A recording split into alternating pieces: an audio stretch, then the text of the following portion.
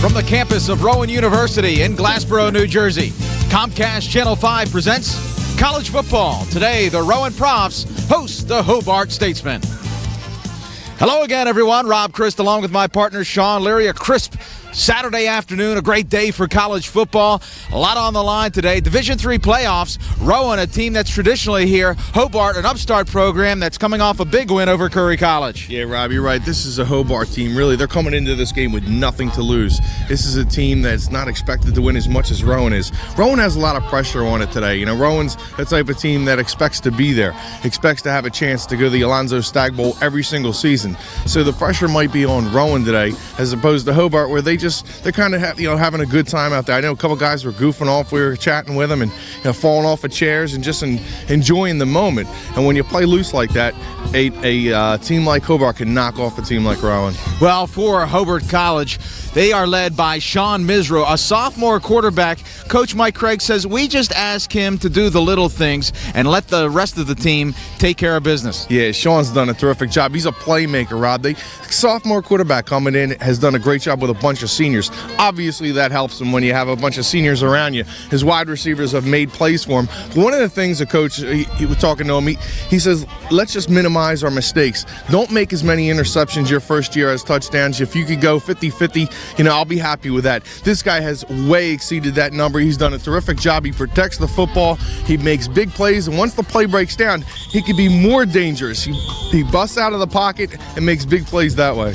Well, for the Rowan Profs, they are led by Sakeen Wright, a team that has so many weapons on offense. It's a great story. The local kid doing well, played at East Carolina, came back to Rowan, and now he leads this high-powered offense. Well, if you remember a couple years ago, Sakeen Wright was the name everybody was talking about.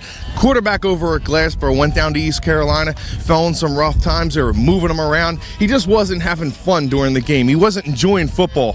Sakeen Wright is having a great time now. The coach, of course, he called him up and said, if you come home, I'm going to stick you at one position. You're 6'3", you're big, you're strong. You could dominate as a wide receiver at this league, and that's exactly what he's done. This is a guy, he's a mismatch for any cornerback that he goes up against, and he has a natural football ability. Sakeen Wright has been an outstanding player for Rowan, something I think they knew they were going to get when Sakeen Wright came back home. Well, these are two teams with high-powered offenses, each averaging over 4 touchdowns per game. We look forward to having it for you. We'll have the opening kick right after this.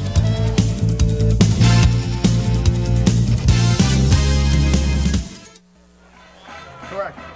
Hobart offense. Welcome back to Rowan University, Glassboro, New Jersey. Rob Christ along with Shawn Leary about to get underway here. Second round of the Division III playoffs. Rowan had a bye in the first week, and Hobart victorious over Curry College. Back to receive for Curry College. Deep, their kick returning specialist and one of their top athletes, their wide receiver, Dan Swoozy. Yeah, Swoozy's a great athlete, great speed. Rowan's got to be careful to not allow him to get to the sideline and go one-on-one with somebody because he could turn the corner. Rick Pinheiro back to receive for Hobart, and kicking away for Rowan will be Damian Shadow. A lot of anticipation here. Good crowd on hand. Rowan again, a traditional power against this upstart Hobart program, and Mike Craig very frank about the challenge that Hobart faces. We're underway. Good kick from Shadow all the way down to the goal line. Fumbled at the goal line, and now having to bring it out of his own end and hit immediately at the 11-yard line is Hobart's number 37, Doug Blakowski. So not a good start here for Hobart College. Now first he fumbles it, then the blocking breaks down, and Rowan sandwiches the ball carrier, and this is just not the way you want to start this game. What he did, he just let the ball hit him in the shoulder pads instead of catching it with his hands. Once that happens, you have serious chance of coughing up the football. You see Sean Misro's numbers. He's been very impressive. His first year starting, the sophomore guiding the Statesman attack. First down and 10. And inside run, nothing there. This is a Hobart team that loves to run the football, averaging over 200 yards per game on the ground. And that's part of the game plan. Keep the ball out of that high-powered Rowan offense's hands. Let's take a look at the Statesman offense. Your quarterback, Misro. Two solid running backs in Godino, Whipple. It's Holleran who's really the big player who comes off the bench. Swoozy and Pinheiro, the wideouts. Erickson, your tight end. And there you see the line of Bruckman, Montroy, Van Auken, Bell, and DePersis. Second down.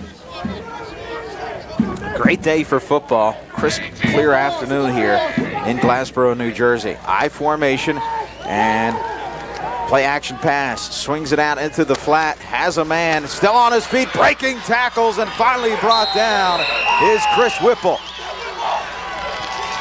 Spark here for the Statesman. Just a breakdown in coverage, first off for Rowan, and then poor tackling. There was about 2 or 3 guys that could have had him for Rowan. Let's take a look at that. The defensive front for Rowan. We'll have that for you momentarily. Here it is. Bond, an excellent defensive end. Kunder, Syed, and Tarasevich. There's your linebacking core. McLean and Tosh, outstanding. Seidenberg, then Harrison, Babb, Smith, and Bailey, your secondary. First down and 10. The Statesman on the march here. Opening series, handoff, tackle, good speed, breaks it outside, and finally cut down, but not before picking up the first down.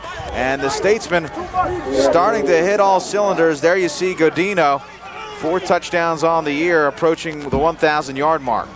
Yeah, just a great job that time by the right side of the offensive line. Sealing the corner, allowing Godino to pick up some good yardage here. Godino is coming off an injury this year, injured his leg.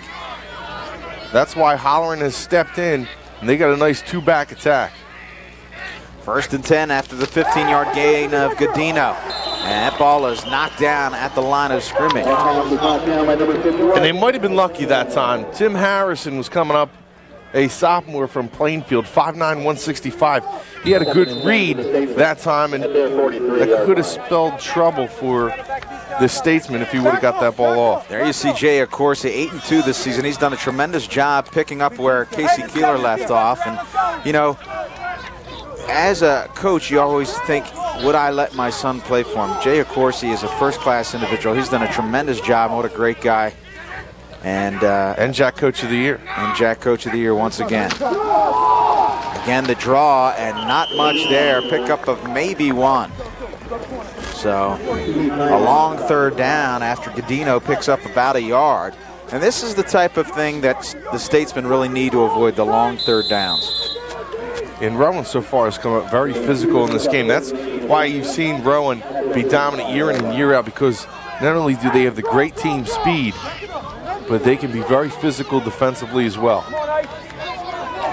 Misro now out of the shotgun. 4 receiver set. Back to pass, good protection, has time, starting to break down from behind now. Has a man who's on his knees, and it's ruled incomplete. Rolled incomplete. Misro showing some of the mobility that he has, but Godino slipped on the carpet, and ball a little bit underthrown. Yeah, Godino does a nice job here of just finding the seam and making sure that he finds a little space in the open. There you see him fall, and you can see that ball does touch the turf. That's a good call by the referees, and they'll be forced to punt it away. Will the Statesman? It's Dan Swoozy who typically punts, but he's been banged up, so he will be punting this game. And you can see, not a very good punt. Swoozy having a tough go of it, so it'll be first down and 10 here for the Profs, and they'll start with very good field position. After the 26-yard punt, it'll be first and 10. Just a 26-yard punt by Swoozy. One thing that we did see on that first possession for the Statesmen was they really like to run the football. If Rowan is able to stop their run game, Rowan will have a very easy game today. Mike Oriole, your quarterback, over 2,600 yards, 32 touchdowns on the year.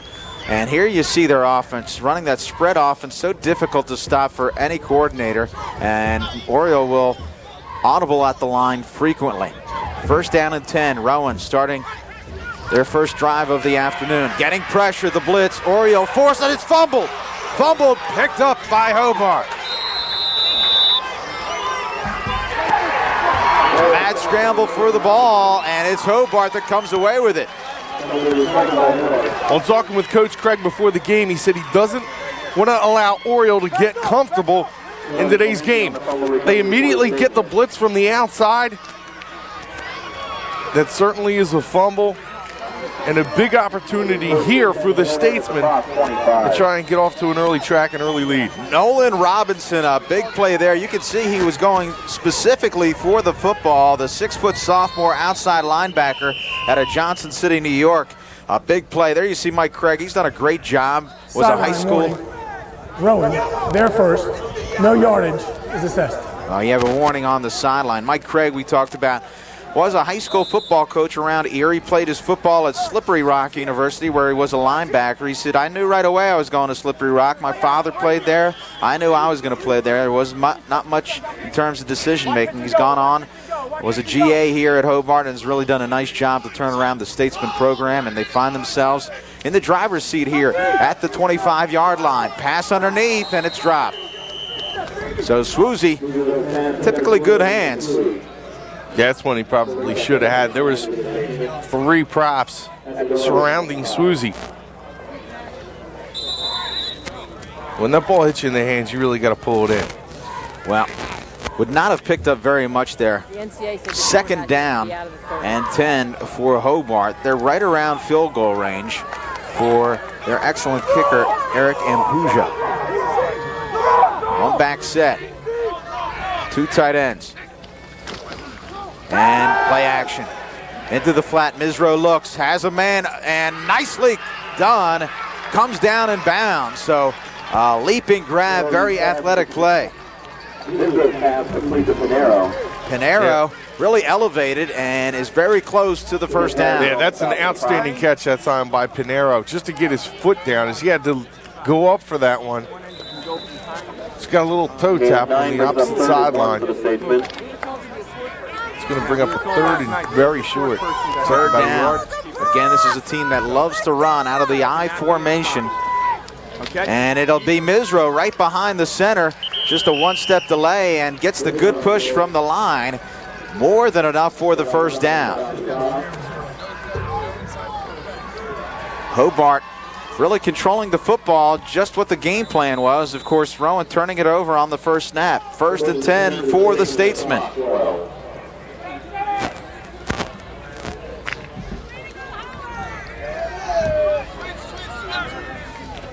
Ball spotted inside the 13-yard line. I formation again. Dual receiver set right. Swoozie and Pinheiro. Misro outside of the pocket. With time, throws it and has a man. It's Swoozie. Swoozie catches for about a 3-yard gain. So that's what Misro brings you. Good decision making and makes the smart play. See here, he's going to, Tim Harrison, Swoozie's out on the, Swoozie and Pinheiro's out on the pass patterns. And right now, both Rowan cornerbacks are doing an excellent job of coverage. But when you roll out of the pocket, you just give your players so much time that it's typically a cornerback cannot hang with a receiver for that long. And that's what happened. Harrison had him covered. Misro 3 for 6 for 27 yards. The pitch. And that is shut down, and that is little Jack Holleran, who we talked about before, the 5'8" senior. He's really the spark plug of this offense, averaging over 100 yards per game in the games that he's seen extensive time. He had 155 yards last week in the playoff game, a 75-yard scamper for a touchdown. Really a key play in that game last week, and he's done a terrific job of filling in and has forced Coach Craig to give him a little bit more playing time with Godino. Again, they'll spread it here. 4 wide receivers, 1 running back for Misro. Misro. And it's a delay, it's a draw, quarterback draw, sees a seam, Misro, touchdown! Quarterback draw, Misro finds the seam, Statesman on top, 6-0. And when you have a quarterback like Misro, it's just a design play. Misro takes a step back. You spread the Rowan defense a little thin. Open things up for Misro, and with that big offensive line, they've done a terrific job this season. Misro able to get into the end zone, but that spread, I love that call down towards the goal line. You spread everybody out. If you have a big guy like Misro, it equals 6. And Puja's kick is good. And Hobart takes the early lead here, 7-0. We have 10:53 left to play in this first quarter. And Rowan with just one offensive play. Hobart taking advantage of that turnover by Oriole. 1 minute 34. And really against a team like Rowan, Rob, you really have to capitalize. If you get a turnover like that in the beginning of the game, you have to put 7 on the scoreboard. You can't come out of it, because this team is just too good. They score too much. They are too powerful, too fast. If you don't take advantage of every opportunity that Rowan gives you. The first quarter has traditionally been owned by Rowan. They've had trouble in the third quarter, and there you see the drive. 6 plays and 25 yards in 94 seconds, and Misro capped it with that 9-yard touchdown run. Just a sophomore, and in speaking with head coach Craig, he said he's not really the leader per se.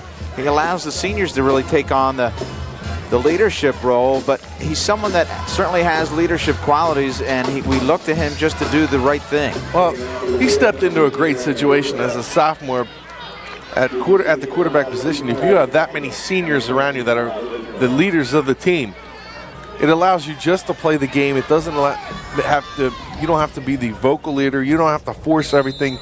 You can just kind of do your thing, and then the next couple of years, not only do you learn the position, but you also learn from the seniors around you to be a leader. Ground ball, and it's picked up by Rowan. They'll have excellent field position again, so Ampuja respecting the kick returning of Rowan, and this will result in the Profs having excellent field position. The ball picked up off of the bounce by Nadir Albrecht. First and 10 for the Profs at their own 40. Yeah, you just give Rowan a short field to work with. That could be very dangerous. This team is... Let's quickly take a look at the offense. Oriole, the quarterback, and there you see Pat Thompson. Here's your 3 wideouts, Jackson, Silva, and Wright. Outstanding. Jenkins, your tight end. Your line of Loiseau, Namath, Coggin, George, and Blum is tremendous. Inside screen, and a big pickup here for the Profs. About 8. Silva, who has done such a great job with this Rowan program. Silva, a junior, has been around, has done a tremendous job, but he's kind of taken a back seat to here to Sakeen Wright. Zach Young, your end, Bennett, Eichel Dinger, you're in the middle, and then the other bookend is Purdy. Quickly, Sakeen Wright, and Wright using some of that athleticism easily picks up the first down, and that's what we talk about with this high-powered offense of Rowan. They like to get the ball into quarterback's hands and let it roll. Here's the rest of the defense. Gratis, Sanders, Clemente, last year's player of the year, and Robinson, Washington, Anderson, and Smith. They are missing their top linebacker due to mono. Yeah, he was the player of the year for Hobart in the conference. Yeah, that's a big hit.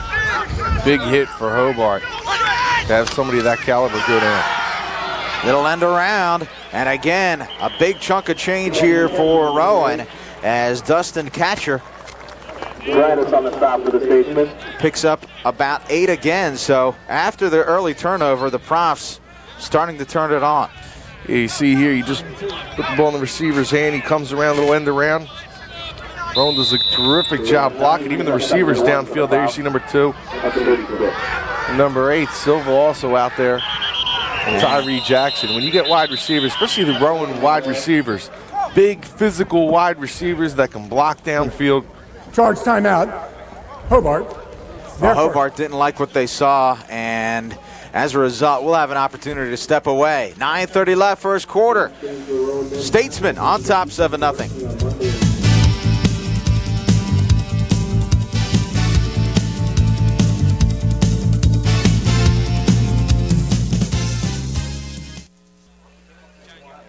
Welcome back to Rowan University, Glassboro, New Jersey. 2nd down and short.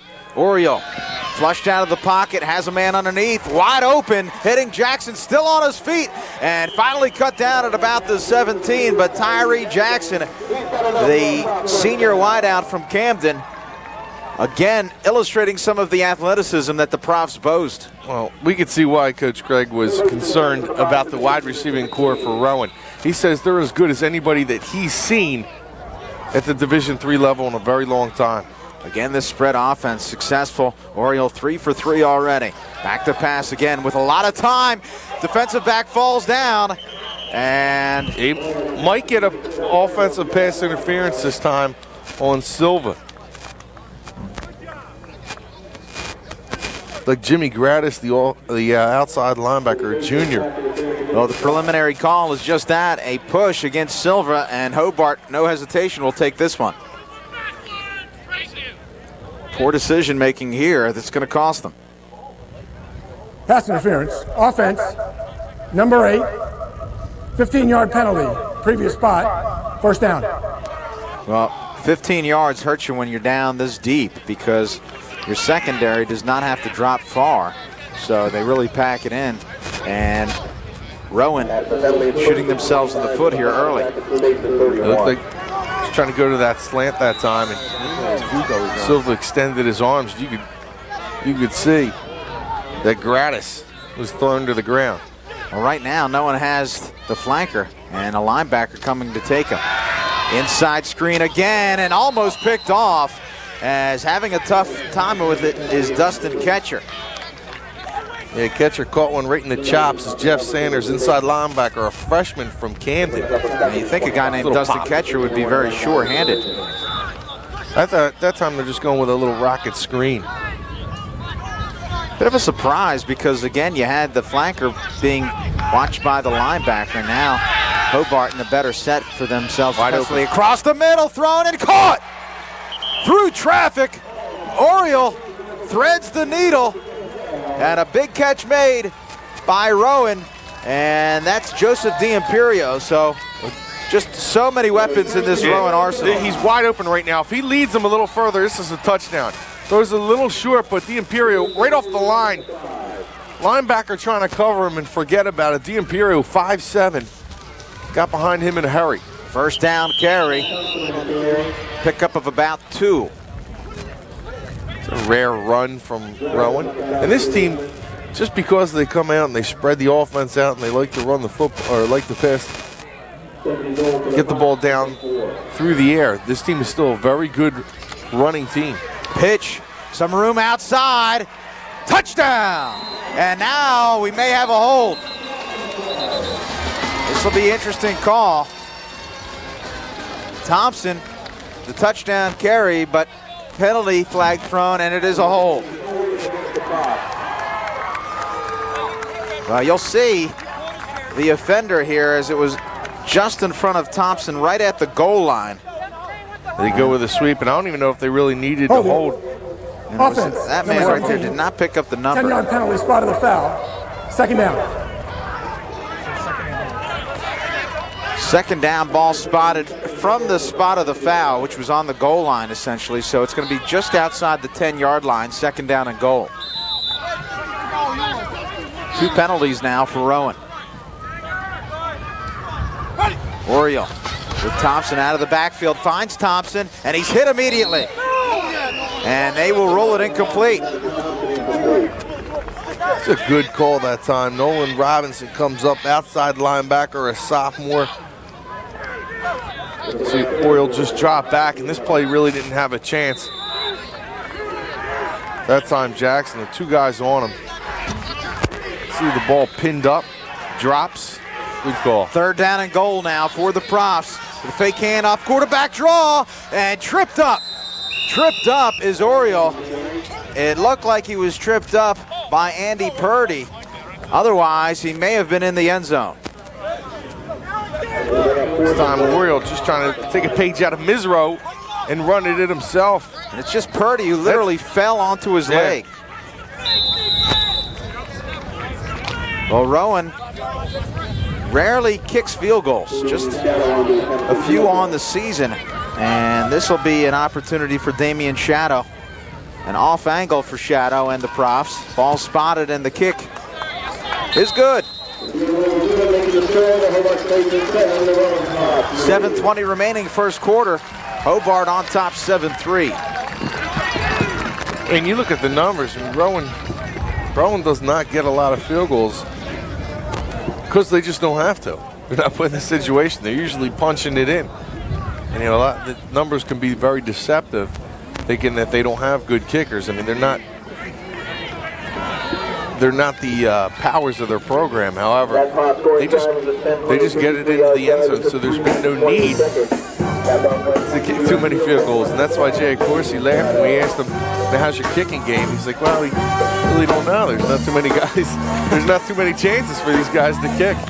Shadow was 2 of 3 coming into the game in terms of field goals, so that ought to give you an indication of how rarely they kick. And that's phenomenal for the amount of times that Rowan gets into the red zone. This is a team that scores a lot of points. Rowan's always put up a lot of numbers, and it just goes to show you they're not settling for 3 too many times. They haven't played too many close games either, and that obviously plays into it as well.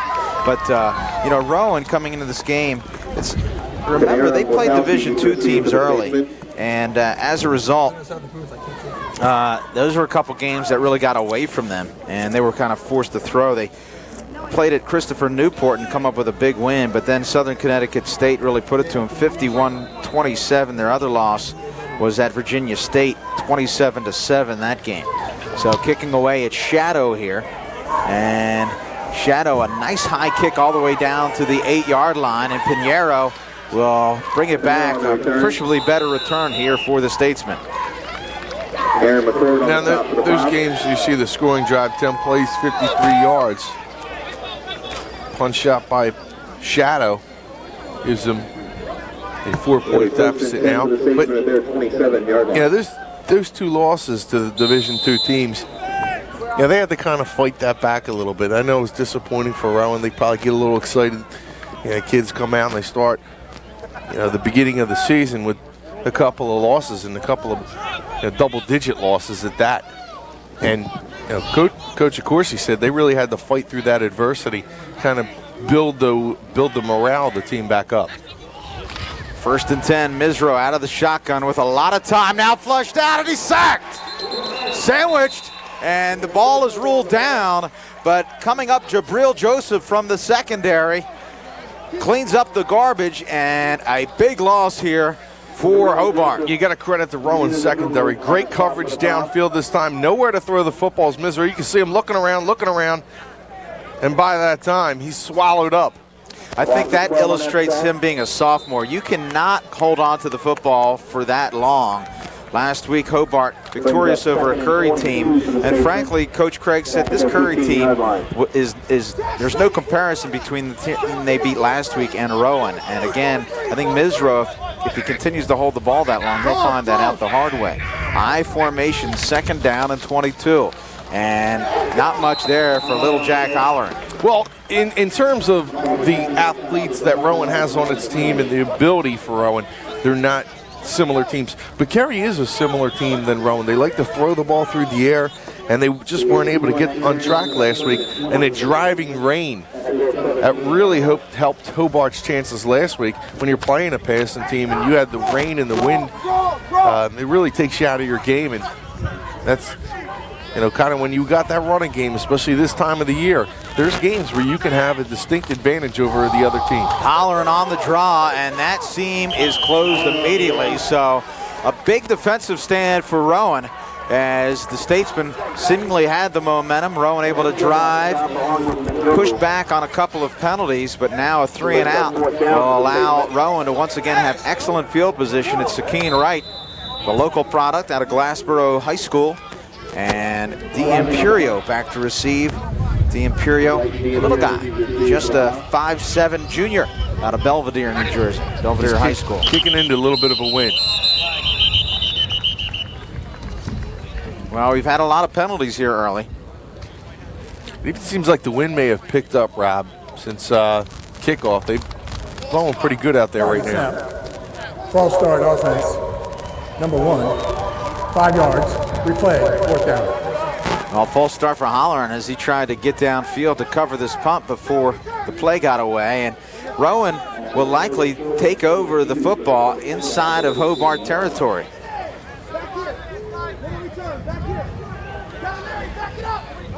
They've had good field position so far, has Rowan. They've averaged at their own 35. It's only going to get better here unless you have a tremendous punt by Swosey, and you do not. It's very short.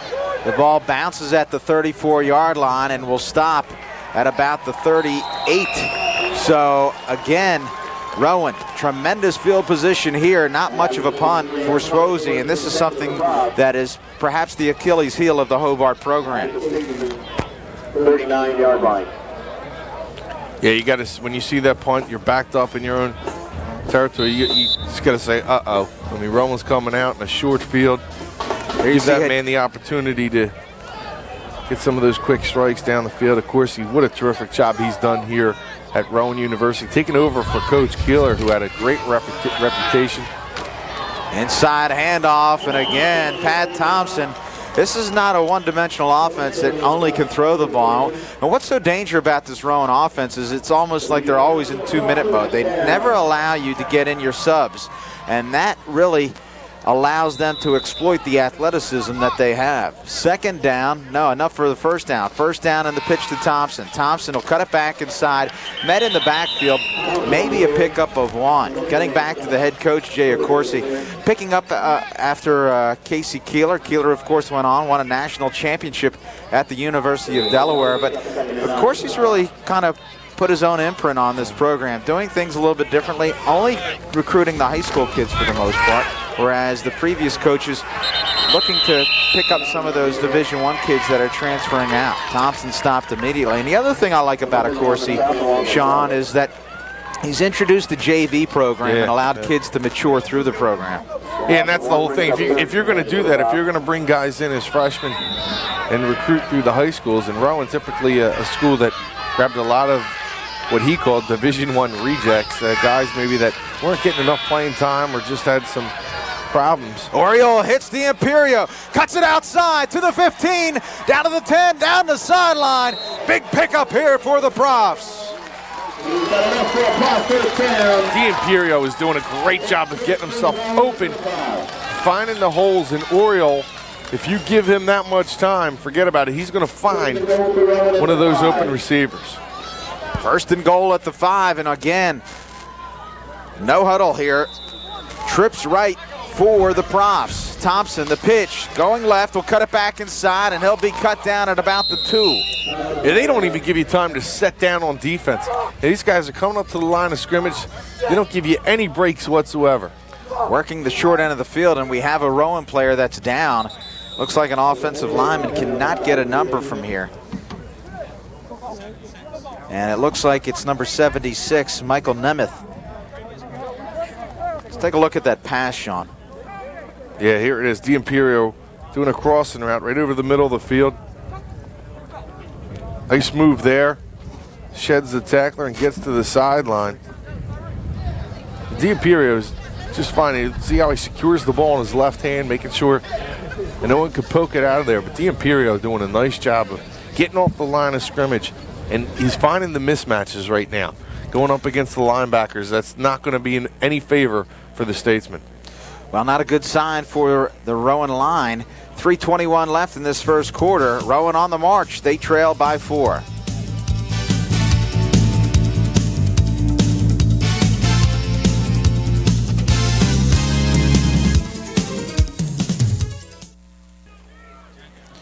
Welcome back. It was Michael Nemeth taken off the field. The junior offensive lineman had to be carried off, so not a good sign. Quarterback draw, Oriole pushing forward, and he'll be denied. So that'll bring up a critical third down here. Not a good sign. Not a Didn't good really sign allow the time to develop. Not a good sign they had to carry that man off. Nemeth, the junior, 6'2", 290 out of Allentown. His replacement, Ryan Capella. Capella may sound familiar. We had Hamilton on last couple of years. He's a sophomore, 6'2", 250. Third down. At the 2. Handoff Thompson. Thompson still on his feet driving, but he won't make it. So decision time here for the Rowan Brain Trust. They're really content with kind of slamming it down their throat, and right now Hobart doing a fine job at the line. And they're going to go for it here. I'd like to see, I think, offensively, Oriole get maybe a waggle, get out of the pocket, and Hobart has done a good job. They've shown their athleticism. A fade pattern to right, thrown up. What a catch by Sakeen Wright! Tremendous individual effort. We've talked about athleticism. You won't see a better catch than right there by Sakeen Wright. Hobart scratching their heads. You can't do a better job defensively. Now, he was covered terrifically. Nice job defensively, but Sakeen, how many plays have we seen Sakeen Wright make across the street? And exactly right. You're scratching your head looking at him thinking, how can he possibly come away? It seemed like an eternity before he caught the ball. This is just a fade, a mismatch. You got a 6'3" guy going up a smaller corner. Wow. What can you say?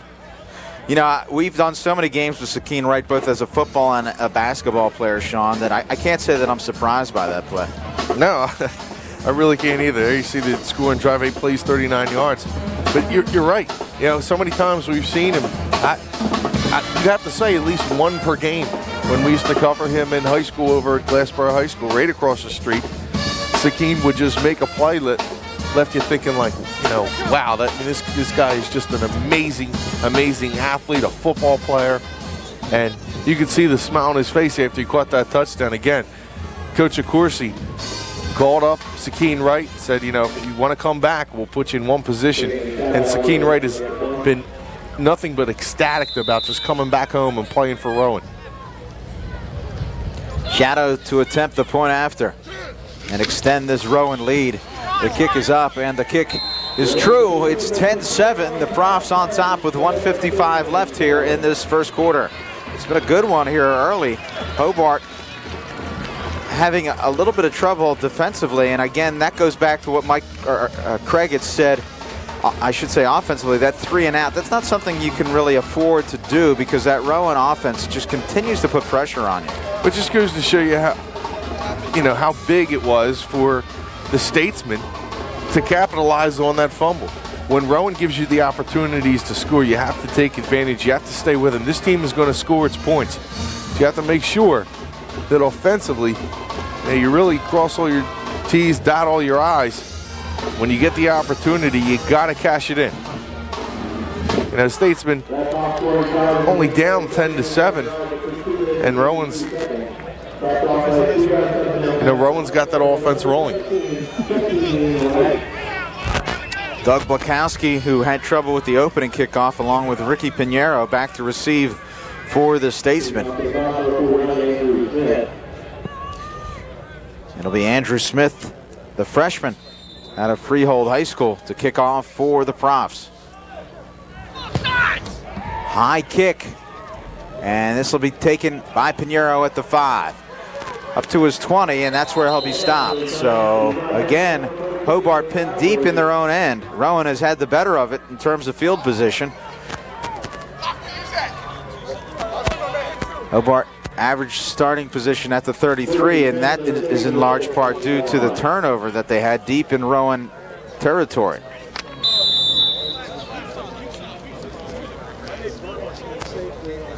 It's very important, I believe, for Hobart to establish its running game. Number one, you're killing the clock, and you're not putting the ball in the hands of Oriole on that powerful Rowan offense. Hand off.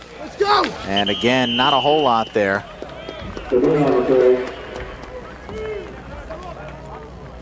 Maybe a pickup of about 3. Godino, the ball carrier. 5 carries now for 24 yards for Godino, the senior.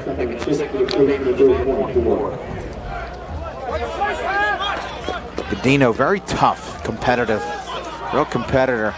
In many ways, the leader of this Hobart offense. Shotgun, second down. Again, the draw to Godino. Godino will punch it up the middle, and he'll pick up about 4. Call it a short 2.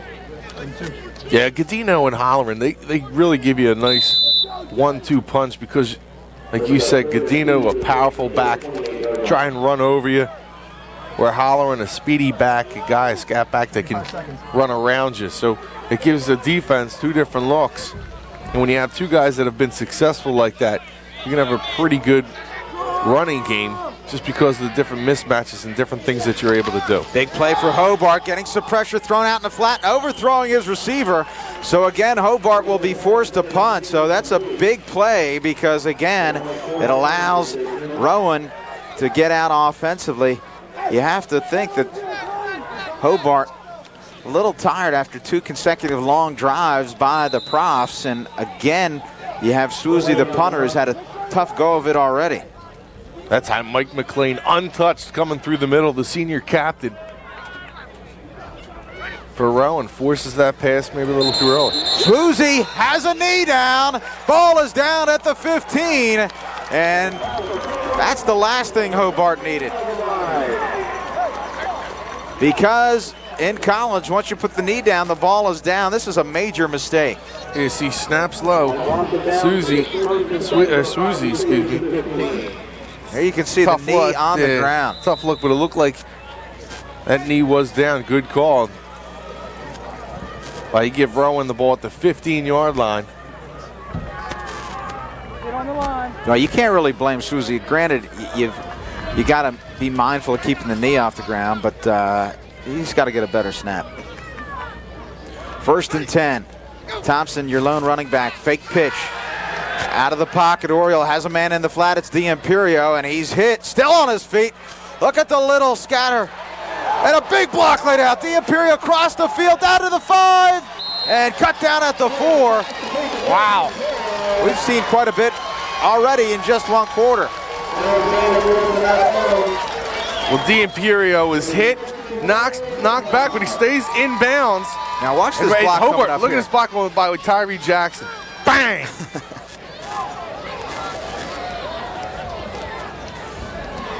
First and goal. Oriole with Thompson. Trips right. Pitches Thompson. A lot of room. Thompson strings it outside. Clear sailing touchdown.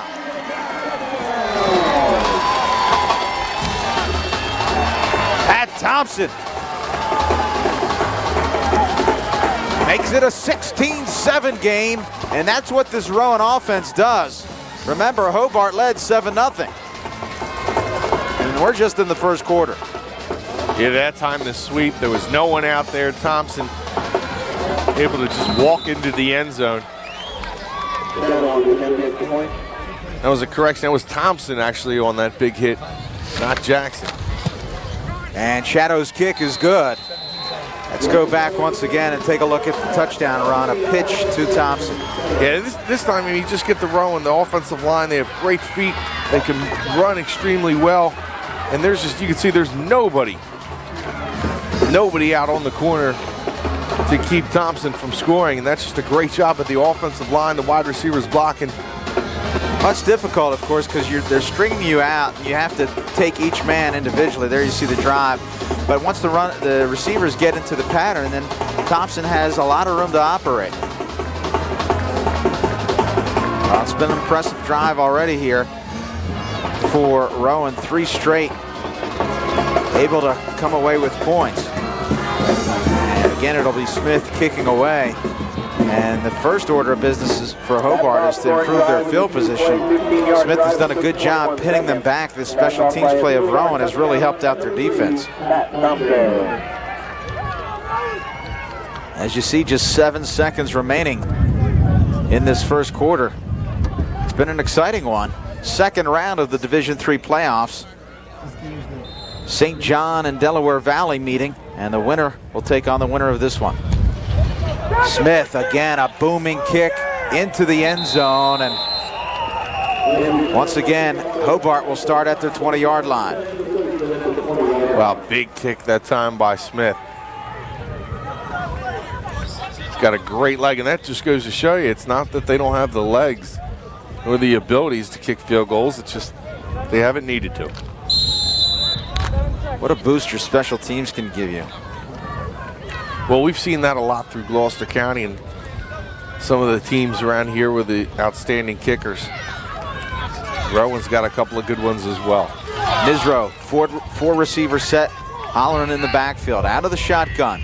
Last play likely here in the first quarter, and they'll hand it off to Holler, and he is met immediately. Whacked by big Robert Godfrey, the junior, 6'4", 290 out of Millville. And that'll do it here for the first quarter. So again, high scoring first quarter.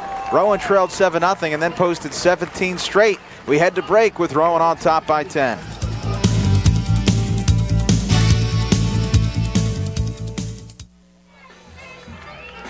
Welcome back to Rowan University. Rob Christ along with Shawn Leary. Second quarter about to get underway. Rowan on top 17-7. Second down. Second and 10 for the statesman at 10 yard line.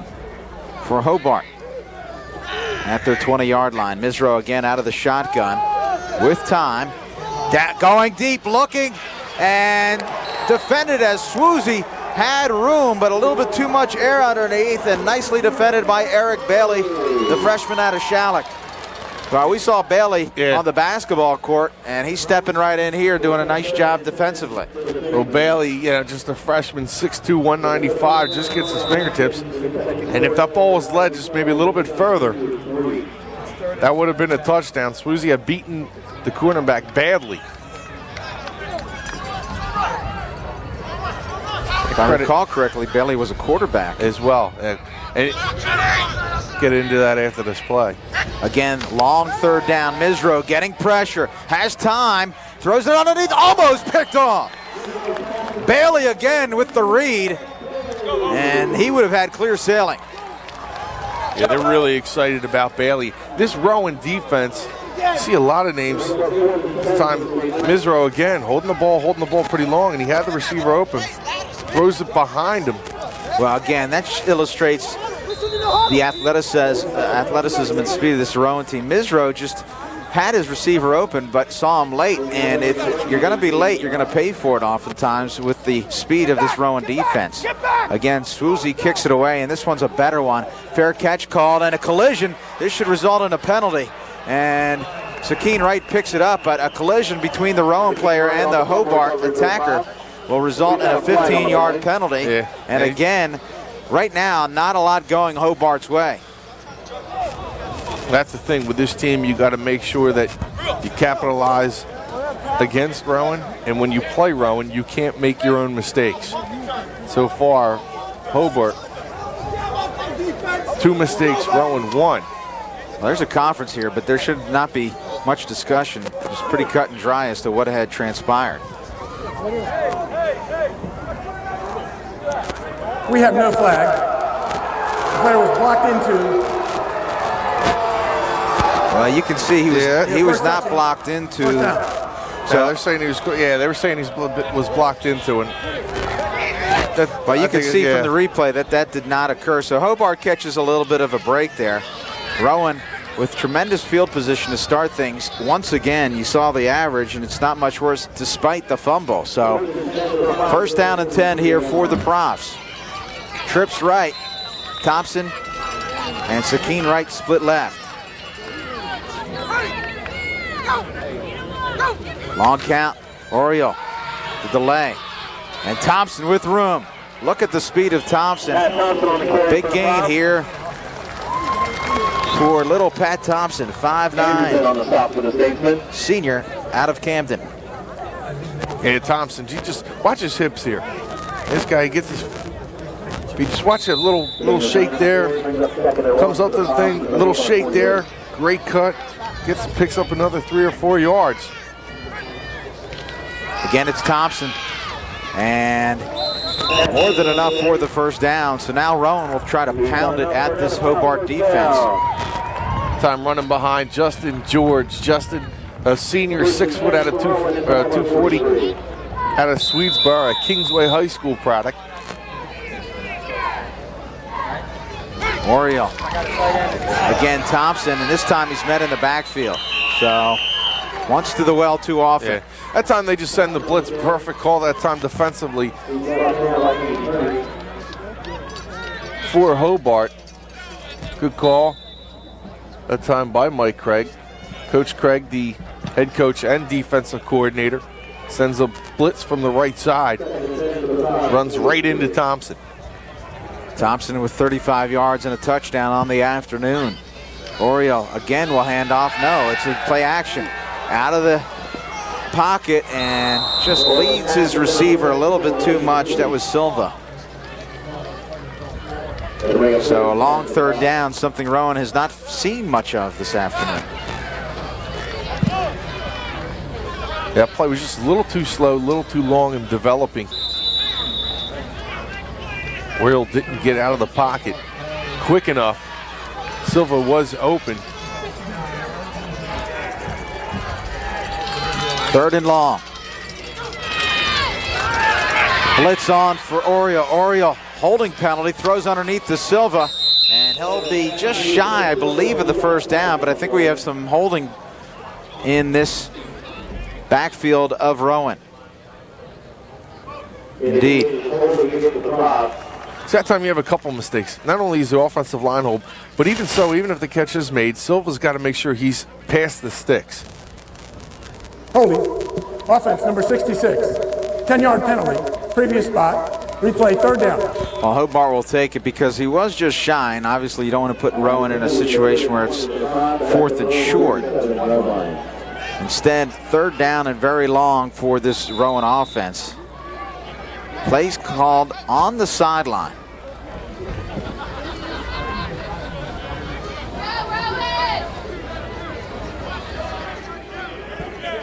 Five receivers set. Three-man rush for the Statesmen. And good pressure, sacked. Just a three-man rush, and Hobart able to penetrate that offensive line. The sack by Walt Bennett. Walt Bennett, a senior, 6'2", 265, going to blitz or come up through the middle. And a nice job. Only sent 3 guys. Put in. Now, that time they were just playing to the sticks. Cornerbacks are back, the safety's back, just going to play to the sticks. And you don't expect a three-man rush to get to the quarterback. Smith punts it away, and it's off the side of his foot, out of bounds at about the 47-yard line. So we have not seen much in the way of punting by either team thus far.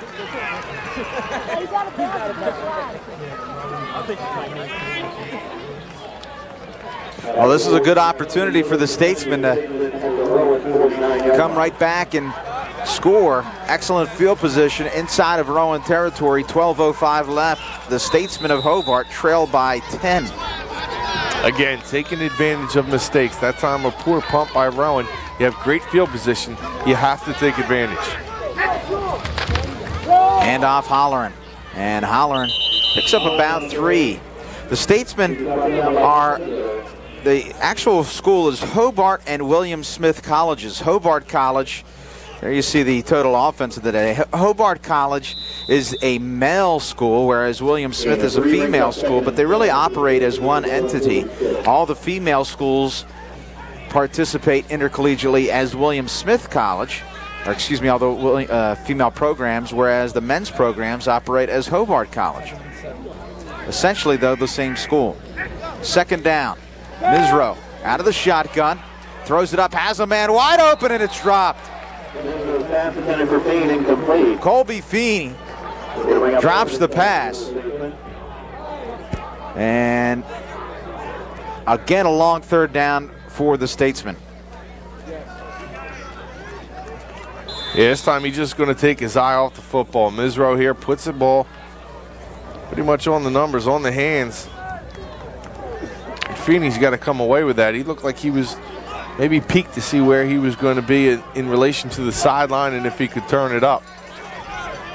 Well, Misro had been 3 for 6. He's now 3 for 10, and a big third down for the Statesmen. Feeney in motion, and Misro with a lot of time throws it up underneath Bailey. Excellent coverage, picked off. Well, you could see that as soon as Misro let it go, he would have been much better off just taking it and running. He would have had easily a first down and much, much more, but he throws it up, and Bailey with excellent coverage, blanketing the receiver. Again, Rowan holds defensively. Yeah, Eric Bailey having a day so far. Just a freshman. Again, coming out of Shalleck High School, a program in which has made a lot of noise the last couple of years with Paul Gauze, one of the best players in best basketball players in the state, having a terrific season at running back this year. Though Shalleck will be playing in the Group 1 championship against Paulsboro next week.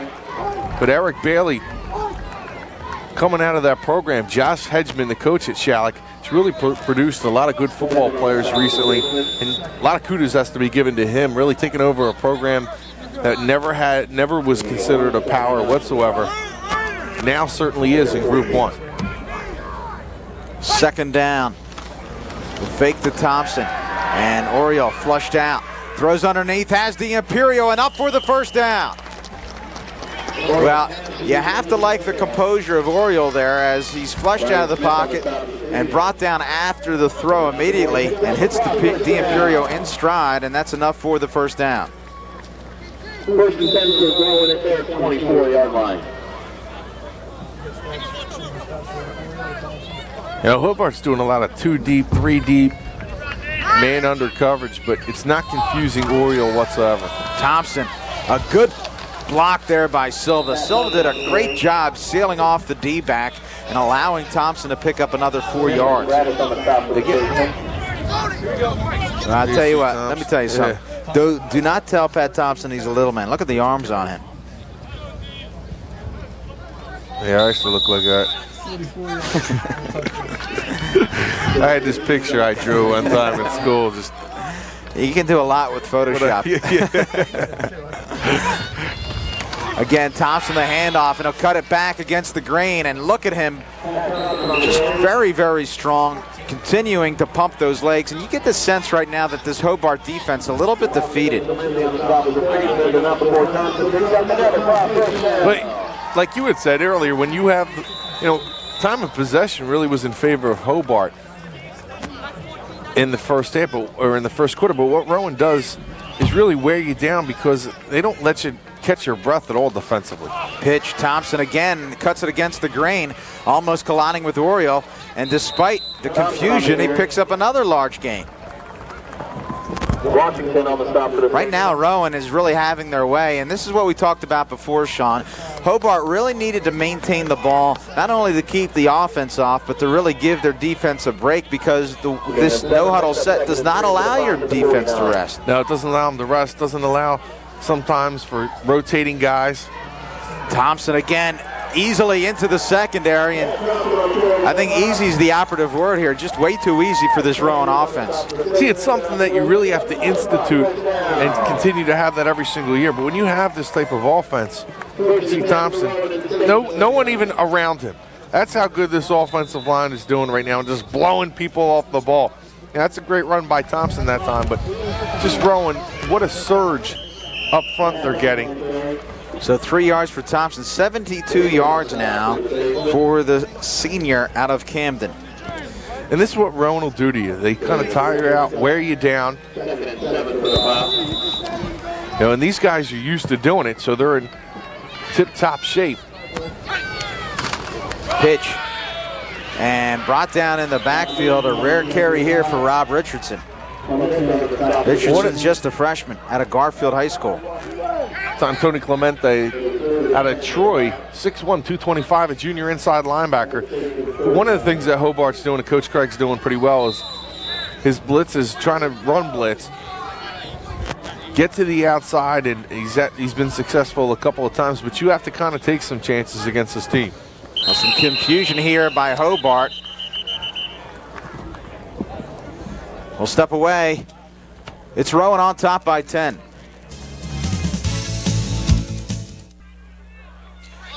Five-yard penalty called against Rowan. A procedure penalty results in third down and long for the Profs. And Hobart jumps offside, so a free play here. And a shovel pass hits Richardson. Richardson still on his feet, very close to the first down. I think he'll be just shy, about a yard shy. So this will be an interesting decision for Jay Accorsi and the Prof coaching staff. Interesting pass. It was a two-hander. Yeah, that's kind of like how you throw the football. I don't throw the football, Rob. The arms are too big. That's right. Yeah, look at this pass. It's, you know, it's like a, it's almost like a bounce. Yeah, almost like a bounce pass. Just didn't bounce. Defense. Penalty is declined. Results in fourth down. So 4th down and about half a yard. So Rowan's just going to try to muscle it here, likely.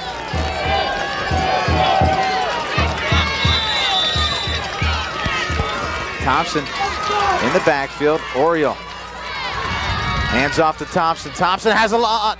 Bounces off the first tackler, still on his feet. And after the initial tackler, Thompson beat the line and picked up a lot. So again, Rowan continuing to roll. Yeah, I mean, that time just Hobart showing no signs of being able to stop the run right now for Rowan. So we should decline the penalty, go for it on 4th down. Pitch, Thompson. And they'll cut it back inside as it's sealed. Now he goes against the grain. A lot of room here for Thompson. Oriole with the block in front. Thompson. And finally brought down.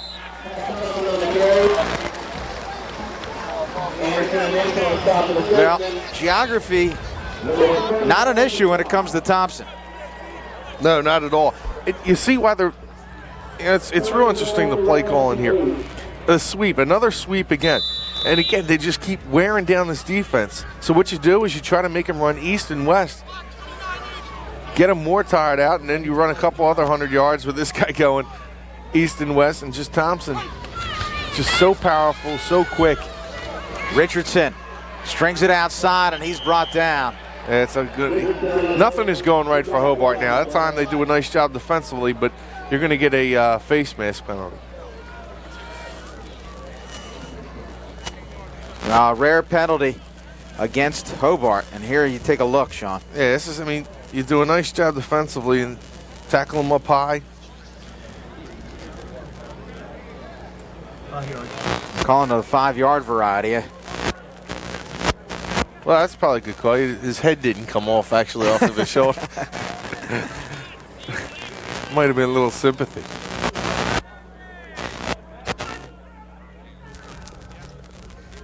Face mask, 5 yards. Defense, number 9.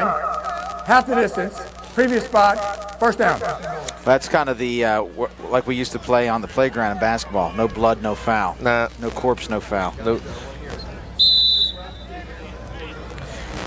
Hobart, you almost sense that they have to try and make a play down here. You need to try and do something to change this momentum. Already down by 10, 7 minutes left in the second quarter. Pitch, Thompson cuts it inside, touchdown! Pat Thompson adding to his fine day, his second touchdown, now 97 yards on the afternoon. And Rowan, 23 straight points, looking to make it 24 unanswered.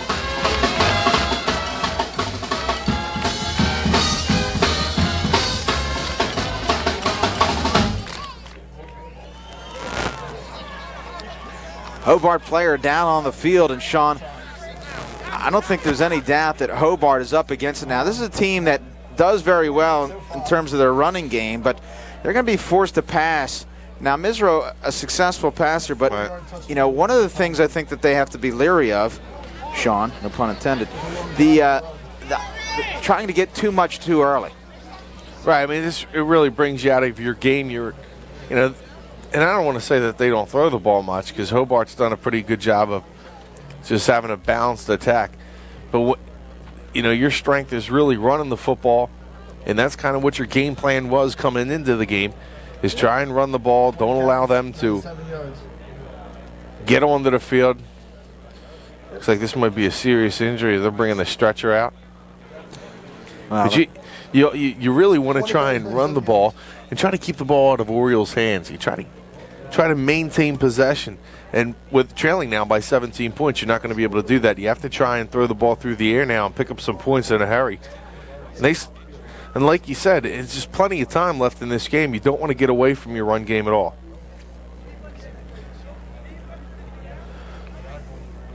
You see him in the middle. I don't know if we actually saw the injury, but hard to gauge exactly what had transpired there, but it's obviously serious with a stretcher out on the field. We've seen 2 injuries that are relatively serious, so we'll step away, Rowan, to attempt the point after momentarily. Currently, they lead 23-7.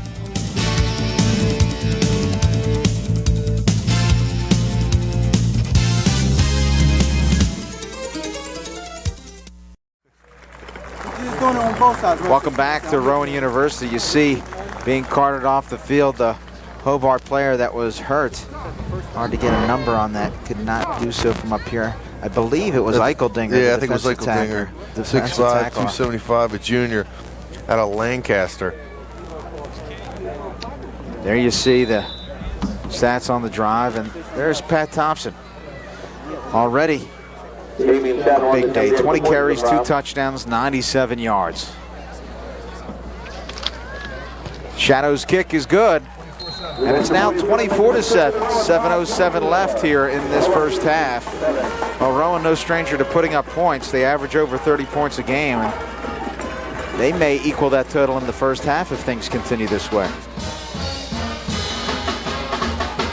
Yeah, really dominated after the big mistake. Oriole fumbled the football on a rollout. Hobart able to capitalize, take the lead, but it's been all Rowan since that. I think a couple things need to happen here, Shawn, for Hobart to get back in this game. They don't need to just score here, but they need to score and have a long, protracted drive, allow that defense to regenerate, and really provide the team as a whole some degree of confidence. You're absolutely right. I mean, a quick score here might not even really help you because you're still trailing by 10. You give Rowan the ball, and the way their defense is just, you know, they've had to overcome not only a couple of injuries now, but just the fact that Rowan wearing them down with that no-huddle offense, spreading them out. And you're right, a long, sustained drive, maybe running the football a little bit. Some nice timing patterns from the receivers is really what Hobart needs. Smith, a low kick, ground ball picked up by Blakowski. Blakowski's still on his feet and cut down at about the 24. So that gives you some insight into the wind that's down on the field. Both teams trying for that low ground ball when they kick into the wind.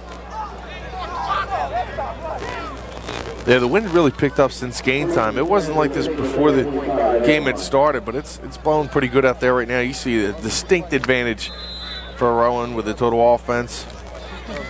247 yards. We still have just under 7 minutes before halftime.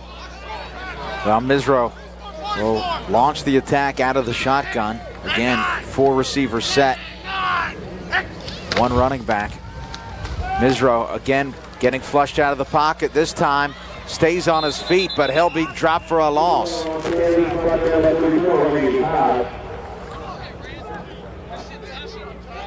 Randy Tosh, a freshman, 6'2", 225 out of North Warren Regional. Hauls him down. That nice play that time by Tosh. When you have to be pretty good, a freshman, you have to be pretty good to crack the Rowan lineup as a freshman. They always have a lot of depth here. We have Bailey, who's done a nice job as a freshman too, so that bodes well for this Rowan defense. Misro looking for Holleran on the stream, but it's well defended. He's dropped. Again, well defended, and Keith Heimerl out of Clearview with the sack. Yeah, we've had Keith Heimerl a number of times on Channel 5 here, and this is what he does best. He does a terrific job rushing the passer. After the Heimerl sack, it's 3rd and 25. The Statesman back at nowhere to go with the football. And again, you see these guys making plays up front. The secondary for Rowan has been terrific. Well, you're almost forced to run the ball here just to eat up some more clock, because I don't think there's any way you're going to get. You may have a unsportsmanlike against Rowan. They may have had 12 players on the field. And that's as unsportsmanlike as it gets. I don't know why they call that unsportsmanlike. They like to change things from time to time. Legal substitution. Defense. 12 men on the field prior to the snap. 5-yard penalty. So this that's better wording. That's not a unsportsmanlike. It's a legal substitution. and that's what it is. Yeah, but I've heard it called I have too. In fact, unsportsmanlike. that's the way that I called it initially. Yeah, that's what brought this whole conversation on. Exactly. Just wanted to provide you at home with a review. Just in case you're keeping track. Third down, Misro again out of the shotgun. Rowan, 4-man rush, getting pressure. Misro throws it up deep, and it's caught. And penalty flags here. We'll see whether or not this is a push-off by Pinheiro or against the defense, but a fine catch made by Pinheiro, and a wise throw by Misro, just allowing his wide receiver to be athletic. This will go against Rowan. Well, you said, you know, you have that much space between you to pick up the first down, maybe run the ball, but you could get a penalty. And this time, Misro with a nice pass. Pinheiro doing a terrific job of going and getting it. Penalty is declined. Results of the play, first down. Well, I think also that penalty prior to that really changed the mindset of the Hobart offense, because those 5 yards make that first down makeable. Nice job that time by our sideline cameraman, Ryan Ward, local guy out of Woodbury. 1st and 10, I formation for the Statesmen. Misro rolls out, throws underneath, has Pinheiro, and he drops it. Yeah, they've dropped just too many passes so far today. Well, And you just, again, you have to execute all the little things that you practice during the year. Against a team like Rowan, you have to make sure all those things, the little things, taking your eye off the ball, the drop passes, the putting your knee on the ground. There you see the one of the coordinator, I think it's the offensive coordinator there, Kevin DeWall, joined the team in 2000. Second down, Pinheiro in motion, I formation. Draw, and not much there. Looked like Godino. Like Southern Regionals, Aaron McCourt, a sophomore, read that pretty well, coming from the outside along with another host of Rowan defenders. Of course, Hobart College out of Geneva, New York. They have one New Jersey player on their roster. That is Dyshawn Washington out of Piscataway, went to the Kent School. Conversely, Rowan, of course, out of Glassboro, New Jersey, one New York player. And your trivia question, Dyshawn, who is that one player? Well, the one player that's a New York player. Charge timeout. Hobart, they're second of the first half. Well, we'll have the get answer back for to you you. right after this. We step away, 4:30 left, Rowan on top, 24-7.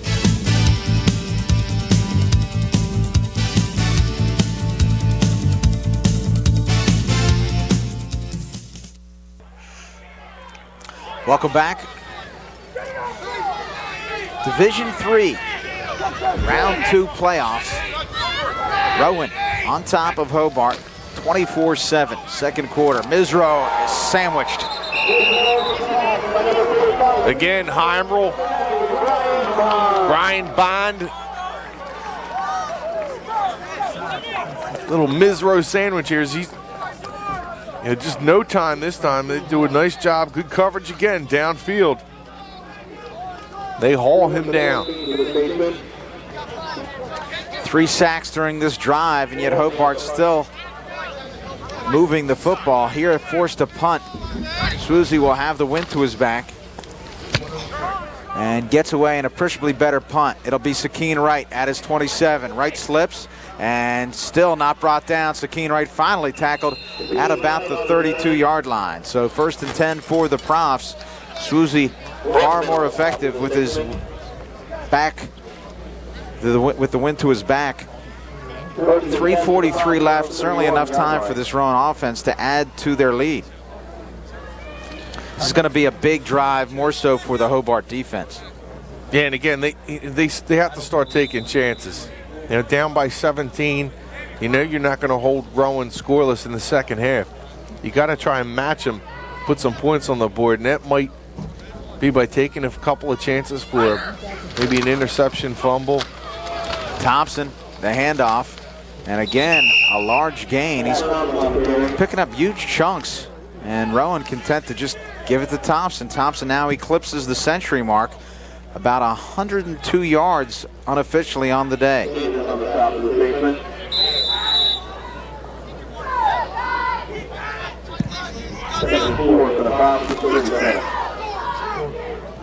Oriole from the shotgun, getting pressure, throws it up downfield. He's hit as he throws, underneath, caught, but out of bounds. And Oriole took a licking there. Trying to go up top to Tyree Jackson. 3rd and 4 for the Prof. Now this Hobart team, let's take a look at this replay. This time, Will throwing it over the right shoulder of Tyree Jackson. He does a nice job of looking back for the football, gets himself in position to try and come down with the catch. He doesn't come down with it anyway. Oriole back to pass, throws underneath, and it's caught. Tyree Jackson with enough for the first down, and that is a huge play because Hobart really needed to make a stop there. And now this will allow Rowan to continue to move the football and, as importantly, eat up clock. 3:01 left, 24-7 lead for the Profs of Rowan University. End around. And the ball's loose.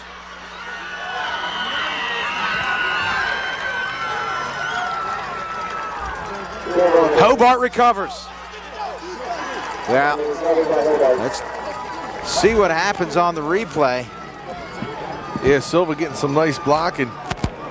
That time he's just going to try just get a strip. Didn't hold on to the football very well.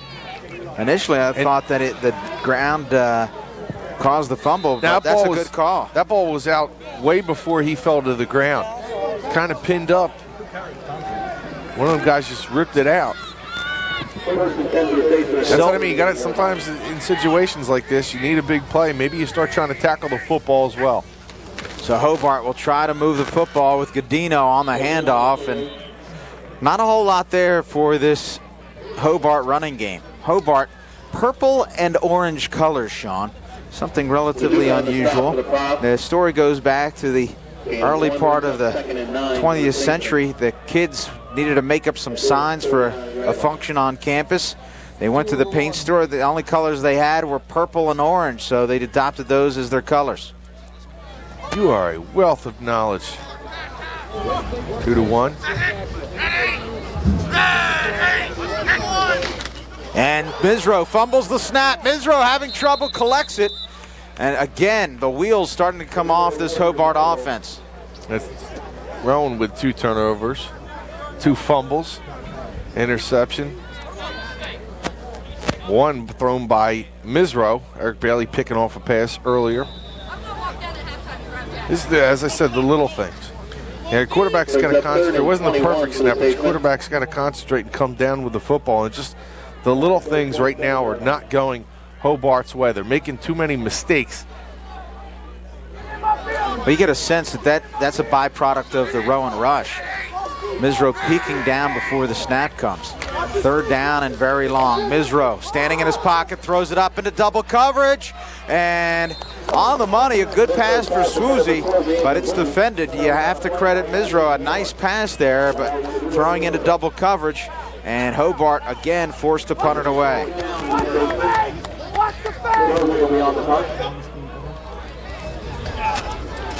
Purple and orange. Now, I'll tell you a little story about purple and orange. Now, back in the day, purple and orange was not the best color combination. I actually, we'll get this punt away. Yeah, because I can't wait to hear this one.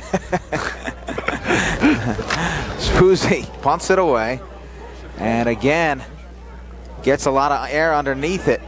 And this ball continuing to roll, so Swoozy gets a good punt that'll be down at the 30-yard line. And finally the whistle blows, and that's a wise play. We've spoken about this before. Kent Thorpe, the sophomore wide receiver, a very wise play there, because not only did he not down it initially, but he never even touched the football. So you say, what's the big deal? Well, what it does is it allows the clock to tick down 4 or 5 more seconds, and that could be the difference on this drive with just 66 ticks left before the end of the half. Again, spread offense here for the Profs of Rowan. 4 receivers set. Thompson, your lone running back. Back to pass, and again, the shovel pass. Thompson, and has to find his way through the umpire and picks up about 3 or 4 yards. I don't think Rowan's in any real hurry here. I think if they pick up a big chunk, they'll be content, but I think Coach Accorsi pleased with a 17-point lead at the half. He's got that very unique shovel pass, but it works. He puts the ball right in Thompson's arms. Boy, Thompson's just such a powerful, powerful back. Pitch to Thompson. Cuts again against the grain. Finding room. Thompson into the secondary. Down to the 30. It's a foot race. Thompson finally brought down. Jamie Anderson saves the tackle for Hobart. Rowan content to really run out the clock, but Thompson would have none of it.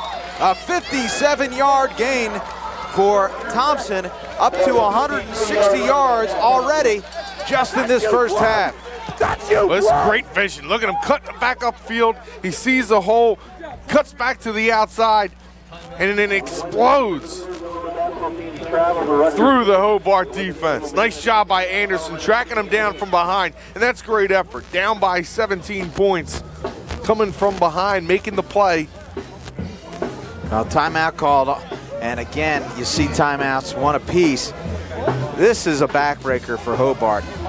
They have to hold here at the very least and hold Rowan to just a field goal. They can ill afford to allow another touchdown. Hobart, again, after an excellent punt by Swoozy, did a nice job on the shovel pass, and Rowan was content to run the ball, call it a half, and, you know, talk about what went well. Instead, they're knocking on the door again. Well, I think they have so much confidence right now in their running game. As I said, we could do it just as good running the football as we can passing, especially wearing down this defense. Now they spread everyone out. 1st and 10. Oriole back to pass. Draw. Keeps. On his feet. And very close to the first down. 12 seconds. They're going to take the timeout here. That's a good timeout. You're down by the goal line. You might have 2 cracks at getting it into the end zone. So you just got to be careful. You don't get sacked. Now out of timeouts. You can't get sacked. You can't throw it before the goal line either. Well, this is a great call. Yeah, and this is what Hobart did earlier to score their touchdown with Misro. You just spread everybody out, and the middle of the field is left wide open. Oriole, with terrific size at 6'4", 215, just a couple of strides, and he's in position to try and get it into the end zone. You have to credit the offensive coordinator of Rowan making a fine call there, because who would expect a running play with such little time? But Oriole picks up a big chunk, got the first down, but that's really not an issue here because Rowan will be hard-pressed to get off any more than 2 plays. They may have time to get off 2 plays and still kick a field goal. Obviously, they'd like to punch it in. Really forced to go to the air, you would think. I think you get 2 cracks at it here, and you have to go to the air. Oriole throws underneath, looking, and it's caught. Touchdown. Well, when you have Sakeen Wright, you use him, and that looked too easy.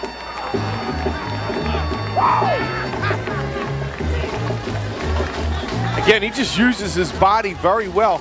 And remember, Sakeen Wright, a former basketball player as well.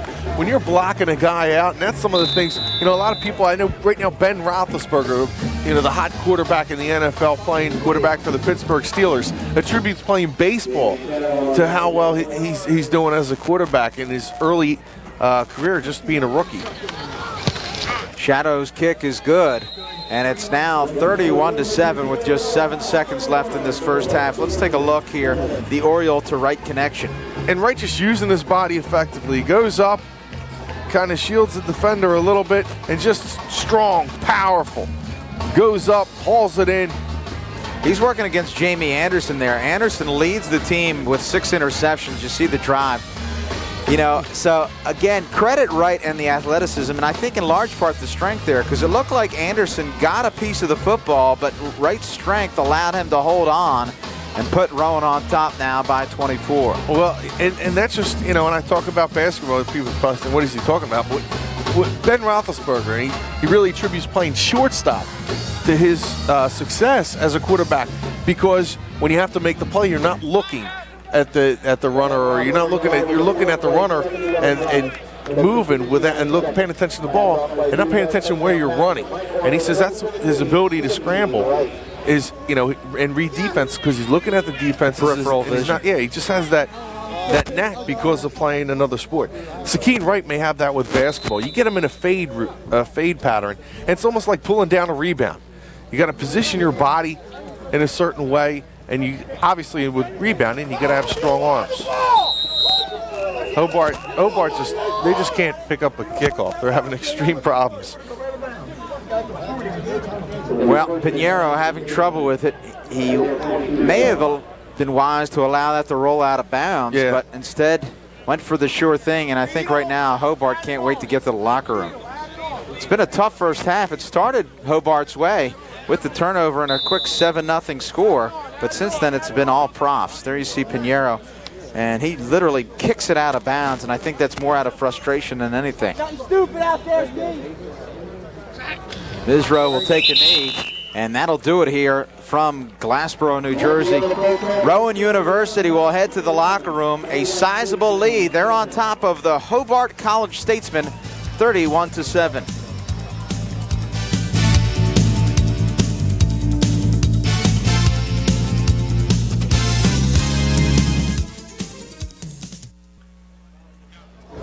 Welcome back. Underway here.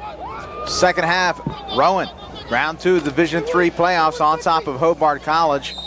And a good kick. Tyree Jackson returns to the 22. Shawn, let's walk us through these halftime stats. Yeah, you can see dominating performance by the profs. First downs, 15-5. Passing yards, look at the rushing yardage. Hobart coming in with a decent run game, held to just 6 rushing yards as opposed to 194 for Rowan. Turnovers. I believe that's wrong. Turnovers actually in favor for Hobart. Had the 1 interception, Rowan with the 2 fumbles.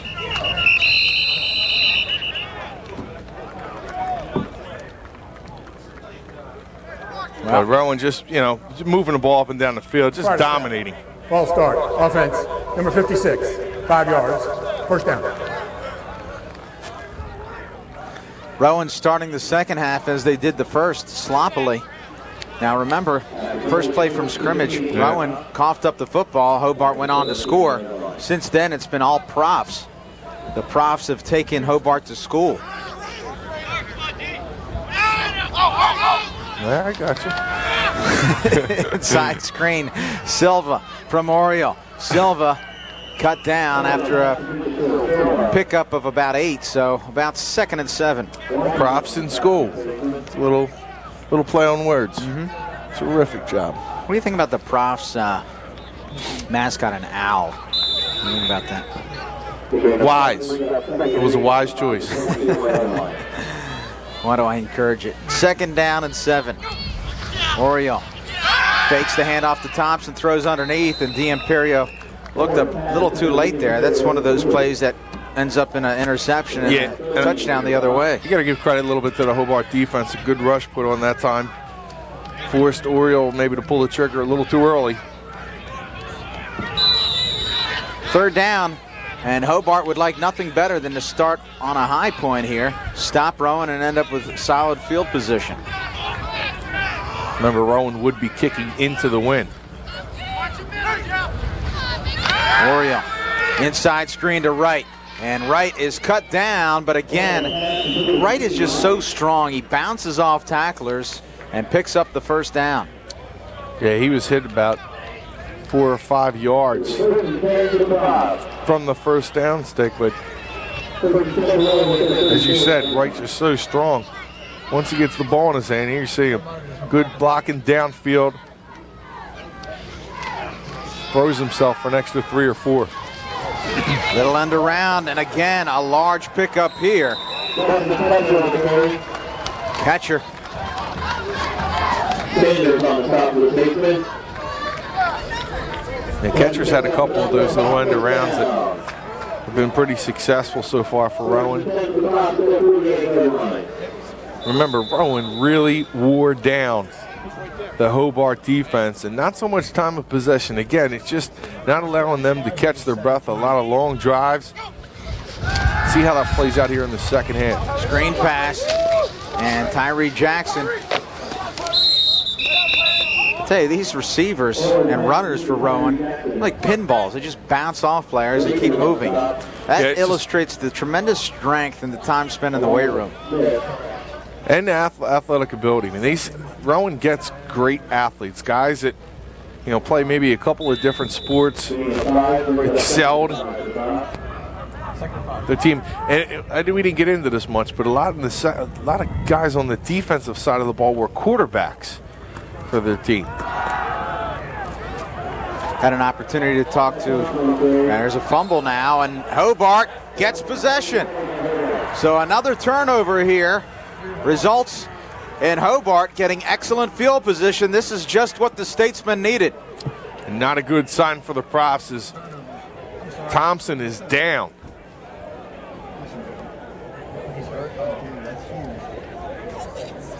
Timeout on the field.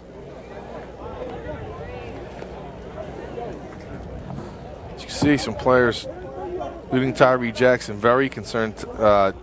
Jackson and Thompson, not only teammates here, but also teammates at Camden High.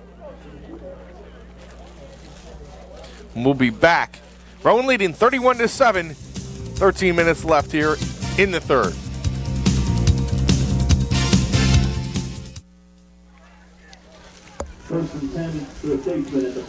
A horrible sight for the Rowan Profs as Thompson injured looks like maybe his ankle or his leg.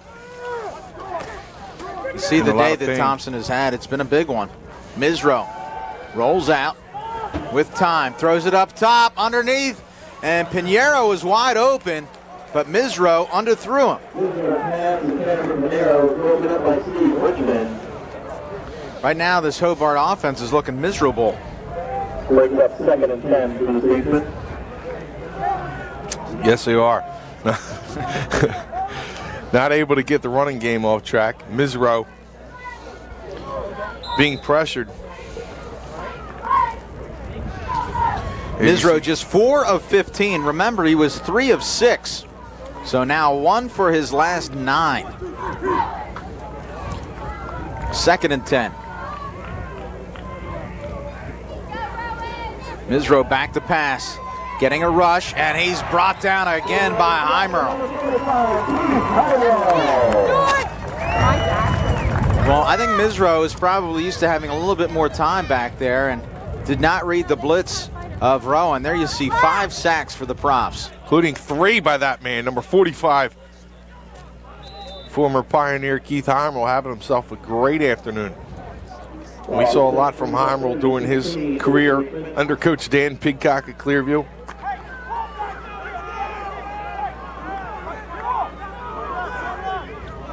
Three Pioneers, former Pioneers on this Rowan squad, including Matt Friel, former fullback for Clearview. Keith Heimerl. And the whistle blows here. And also Jesse Eisenhart, backup tight end, just a freshman, 6 foot, 215. Part of the snap. Delay offense number 10. 5 yards, 3rd down. And talking with Coach Accorsi, he said, you know, he's got the best of both worlds because he can recruit from the north where maybe guys want to get away from, you know, the north and maybe get away from home a little bit. Looks like a little kite or something there. That's usually what I tell you to do. And of course, Coach Accorsi also being able to get some of these guys that want to stay home here in South Jersey. So Misro with a lot of time, throws it up top into double coverage, and a fine play. It looked like Susie had it, but a pass interference call will come here, and it looks like it's going against Rowan. So Misro's been successful throwing it up and drawing penalties. And it will go against the Profs. First down for the Statesmen. Against the Profs.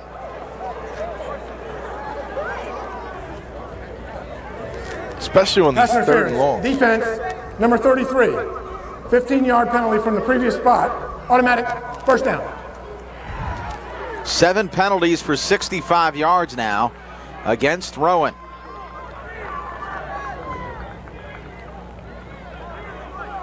And penalty first and 10 for the Statesmen at the Prof 46. 35 penalty yards already this half. And ball at the 46-yard line, so this will give Hobart a fresh set of downs.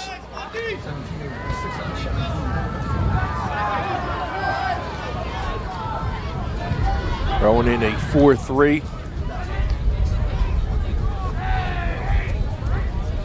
Misro out of the shotgun, getting pressure and unable to avoid Heimerl, who finished off the penetration of Mike Seidenberg. Mike Seidenberg, former Williamstown quarterback. I talked a lot about this team having guys playing different positions other than what they played in high school. Seidenberg, a quarterback with the Braves, comes up and cleans up. Heimerl again. And that time they just send the blitz with Seidenberg, the outside linebacker, untouched. Second down. Hobart not doing a good job recognizing those blitzes. Pinheiro in motion. Misro out to the flat and gets back some of what was lost.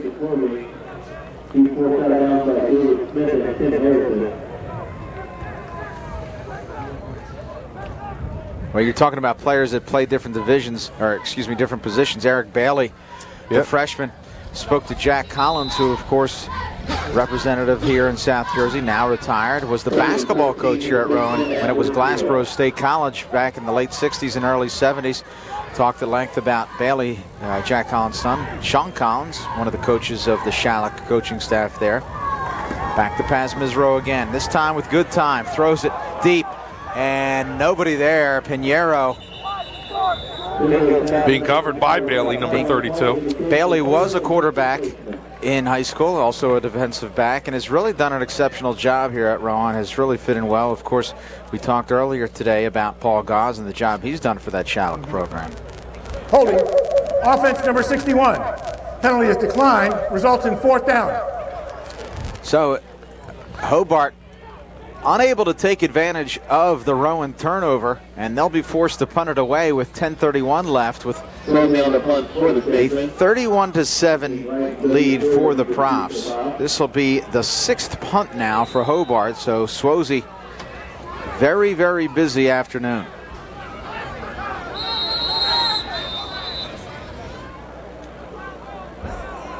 Start timeout. Rowan calls a timeout here, and if it wasn't such a sizable lead, you'd say that might hurt, but you have to think that it's going to take a miraculous effort for Hobart to come up and snatch victory in this one.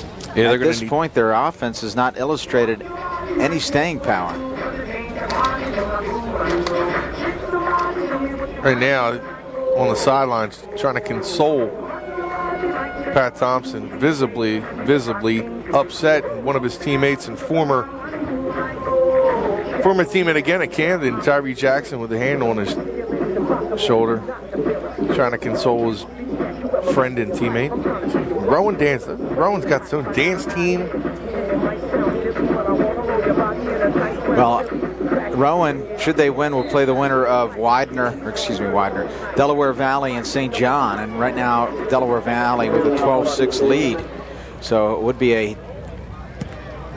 Delaware Valley area Division III playoff if that should hold. That game would be right here at this field, this beautiful new field. They've only had a couple of games here, Rowan has. Yeah, the Rowan. majority of their games, and their home games were at Glassboro High School. They had one game at Glassboro High School, and all the other ones, they had 7 road games essentially. The others being played away. Remember, 2 of them against Division II powers. And Rowan, you talked about this before, Shawn, how Coach Accorsi said they really had to persevere, not only against the opponents that they played, but just being on the road constantly. Pitch. And again, it's Thompson who's out of the game, but no drop off here into the secondary on his feet. And finally brought down. A big run for Rob Richardson. Remember, Richardson is just a freshman.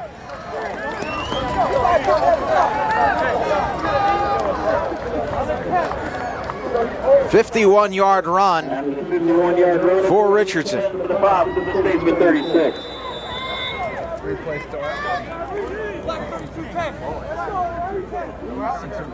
Great run that time by Richardson, exploding through the line.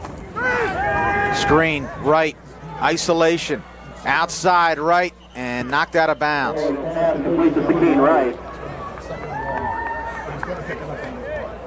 Well, Mike Craig, the head coach of Hobart, talked earlier about how loose his team is and just the ability to overcome adversity. Right now, they're going to need every bit of that because Rowan is just continuing to pound mercilessly on offense.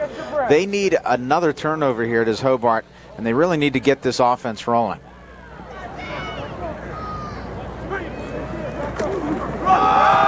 And this is the first carry for Brandon Medine.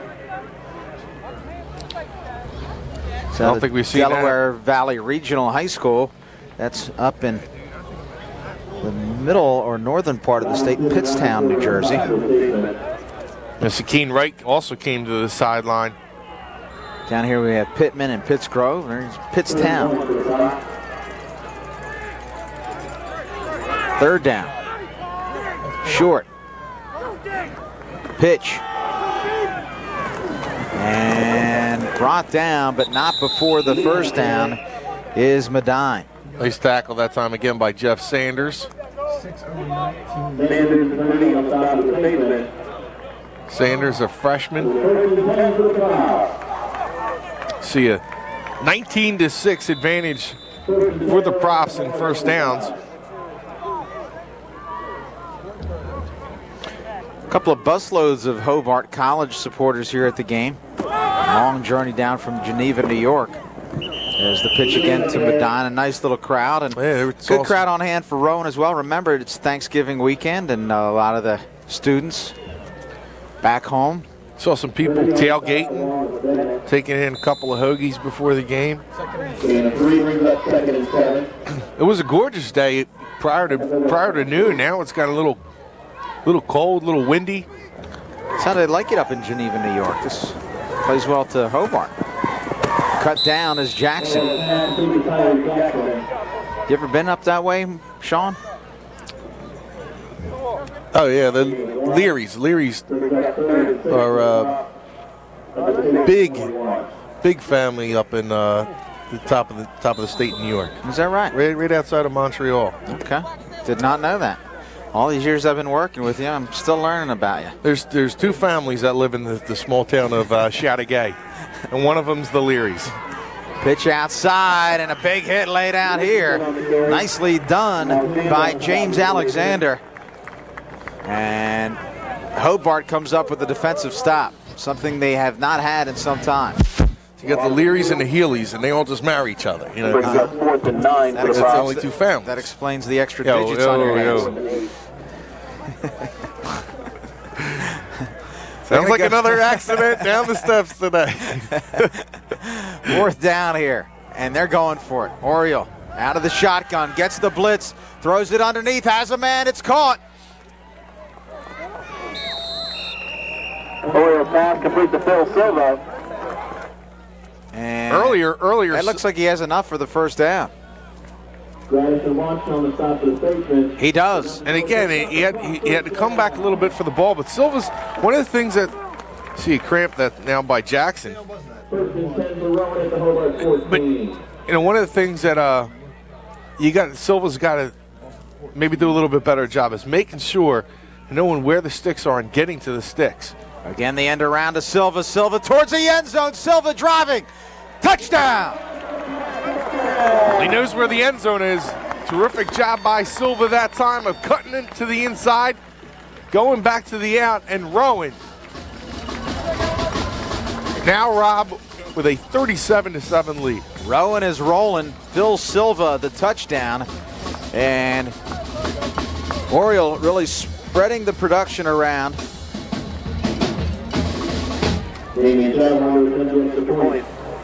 Shadow on to attempt the point after.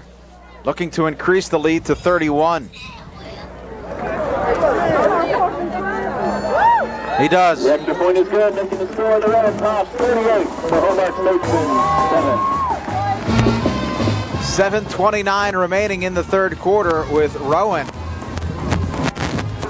putting it to the Statesmen of Hobart 38-7. And again, Hobart forced into a throwing situation here. Misro has had pressure all afternoon. Rowan, by going on top early, has really taken away the running game of the Statesmen. Once again, it'll be Rowan kicking into the wind. Your drive summary: 9 plays, 87 yards, capped by the 14-yard touchdown run by Silva in just 2 minutes and 54 seconds. The big run, of course, that Richardson 51-yard scamper. That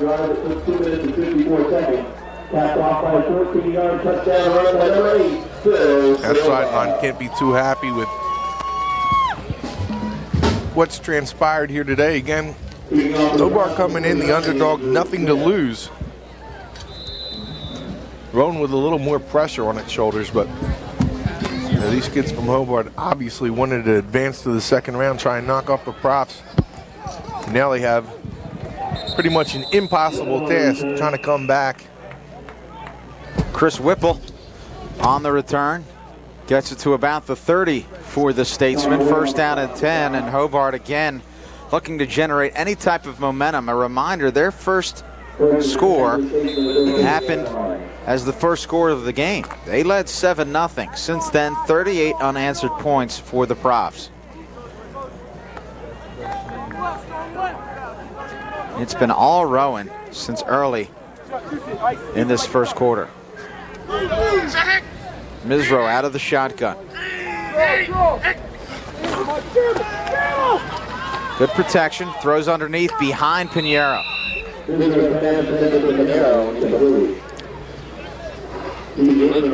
Whether it's the pressure being put on or the great coverage downfield, Misro is he's not having a good day throwing the football. He's been behind his receivers at times. It seems like the long sideline route is the one route that he's been able to throw effectively, but other than that, he's really missing his receivers. Well, he's 2 for his last 12.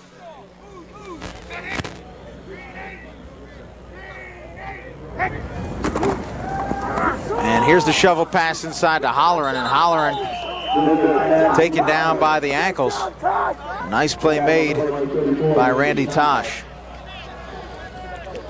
Misro has been sacked 6 times today. He's been up against it all afternoon.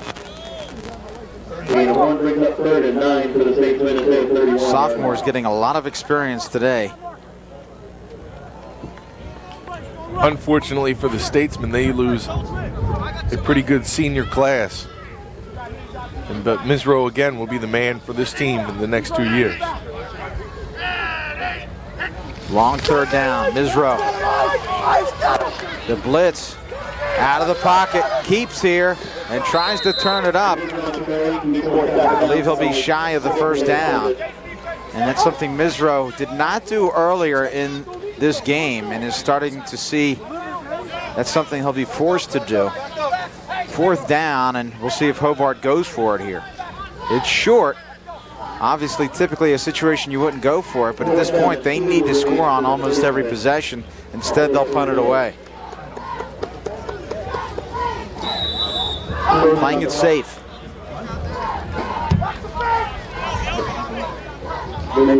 Rowan not buying the punt. And a fake punt here. Swoozy keeps, they'll have the first down and more. And into Rowan territory.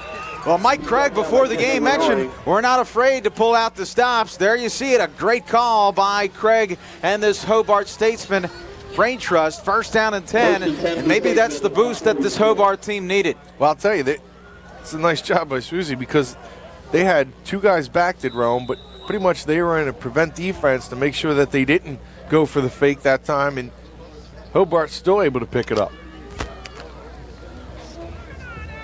6:05. First and 10.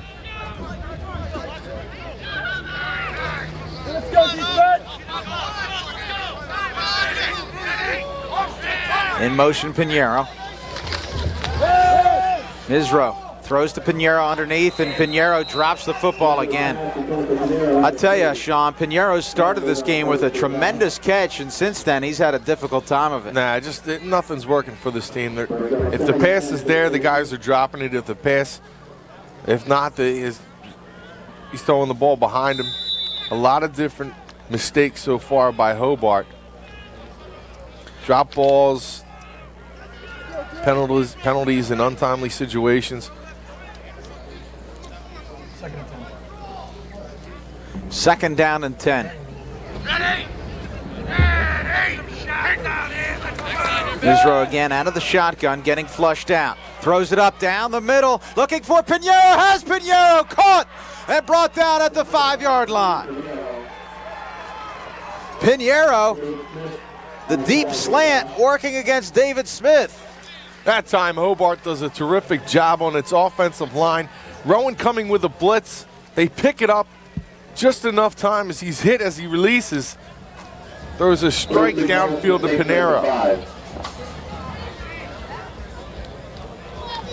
So Hobart now starting to click offensively. Under 5.5 left in this third quarter. They'll try to punch it in. First down and goal for the Statesmen. Pinheiro split left, two tight ends set. I formation, Pinheiro in motion. Misro keeps, has a man wide open, finds him, touchdown. Kyle Martin wide open. And the Statesmen with the touchdown, 38-13 now.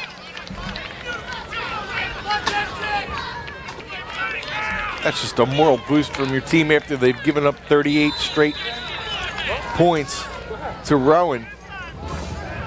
Martin coming down the reception, a sophomore out of Syracuse. That gives you some type of hope if you're the Statesman, at least the fact that you can score on this Rowan team. And they'll probably need still a little bit of luck. Pretty much a miracle left to get back into this game, down by 24 here in the third. 5:10 left, third quarter. Rowan in the Division III playoffs on top by 24.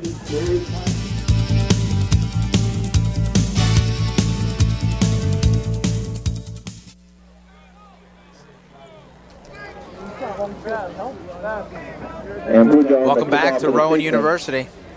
You can see the training staff working on Thompson. And looks like Sakeen Wright has joined him. Onside kick. And it looks like Rowan came away with it. Well, again, you have to respect Mike Craig. He's doing whatever it takes to win this football game. A good idea. And Rowan getting the bounce just as they've done throughout the day. 5-yard touchdown reception by Martin to cap off that drive. And again, Hobart's defense called on to stop this Rowan juggernaut. How bad is the game when you try an onside kick and you 5 minutes left in the third quarter? Yeah, and they're really concerned right now about Thompson's injury. It could be a big one. That would be a devastating blow to this team's chances to go back to the Alonzo Stagg Bowl. Wow. Well, the beat goes on as Brandon Medine picking right up where Thompson left off. At the state of the 29-yard line. Brandon Medine, Delaware Valley Regional high school product. Sure would love nothing better than to face Delaware Valley State next week. Medine again with the ball, and he picks up about 3. I think they're working on Sakeen Wright's hand.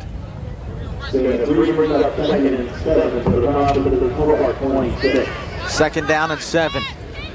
Again, handoff inside.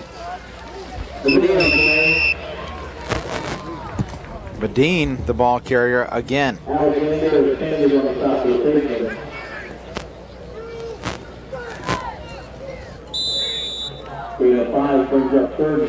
Third down and 2.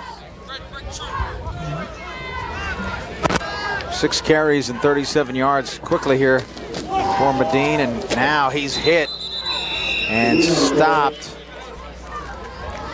very close to the first down. Rowan has accumulated 305 yards on the ground today. It's hard to beat anybody when you yield 305 rushing yards. Well, this is going to be another big play for this Hobart defense. 4th down and 1 at the 20-yard line. Medine, and he stopped.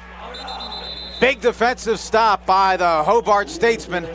Will turn the ball over, and again, a glimmer of hope for Hobart.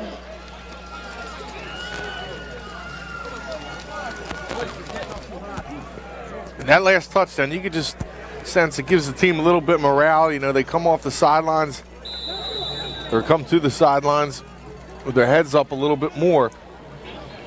24 points with 3 minutes left isn't insurmountable. It's certainly a tall task. But they need to do it in a hurry. They need to try and get some quick strikes. And I still think, you know, you can still run the football here, even though they have not been effective at all running the football today. You can't just be one. You got to have some type of balance to keep Rowan guessing a little bit. Well, Misro hits Swoozy with the little look-in pass. Small gain, about 5. Second down. Hey, get it out! Get it out, Keith! Keith!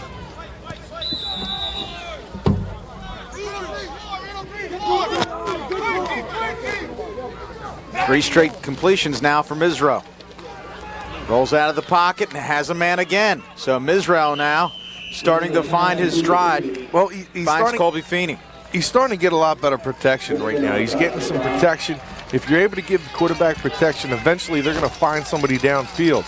I think what they're doing, too, is by rolling Misro out, you're giving your line an opportunity to get Misro some time to throw the ball.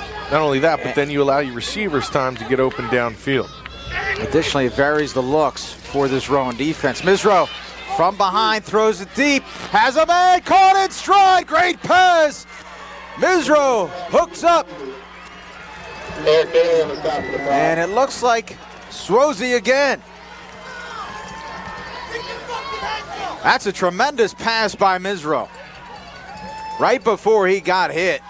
And hits Swoozy in stride. 48-yard hookup. Well, you can see where he likes to throw the football. The sideline patterns is one of the things that he's done extremely well today. Holleran.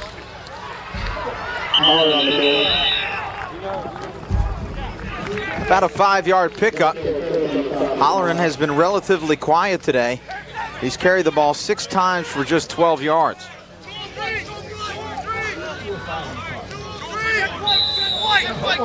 Hobart now in the hurry up. Clock is Rowan's ally, and we're still in the 3rd quarter. Misro sprints out, throwing across his body and unable to hook up with Feeney.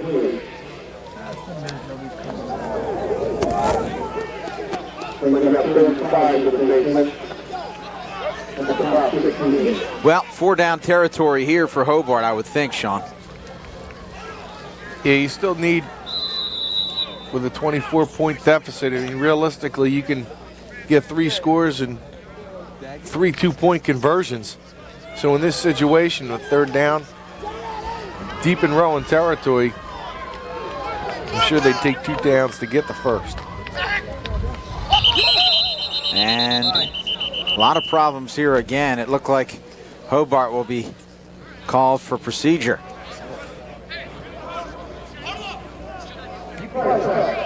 Start. Offense, 61, 5 yards, 3rd down. And now with that, I mean, that's a big penalty, because with 3rd down, he still had a couple of chances to get the first. You could have still ran the ball in that situation. Now 3rd and long,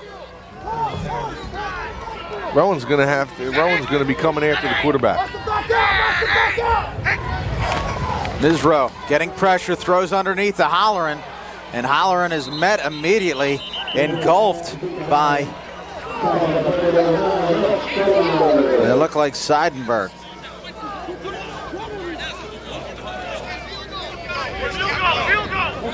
Seidenberg started out the year as a tight end, and as a result of injuries has now switched over to the defensive side. He's had himself quite a season. Yeah, he's been a terrific player for the Profs. Getting a tough kid out of Williamstown High School. So a 39-yard field goal here for Eric Ampuja. Snap is down, the kick, a line drive is no good. Ampuja pulls it left and really forced to go for the field goal as a result of that 5-yard penalty. You would think 4th and 5, Shawn, more apt to go for it. Yeah, and that, again, I mean, just that situation, it's, as I said, the little things that Hobart needed to do, they're just not doing. 3rd and 5, in that situation, you could still run the ball. You can set up maybe a 4th and 2 or 4th and 1, or hopefully for their sake, you would get the first down. But now on 3rd and 10, Rowan knows that you're going to be passing. So if you can't keep the defense guessing on what you're trying to do, it's almost like in baseball, keeping the hitter guessing when you're pitching. If you do that, you have the advantage. Well, getting an early start for things was Rowan's Michael Nemeth, and that's a good sign in a way, because that means he's back in the football game after being hurt in that first half. 17-yard line.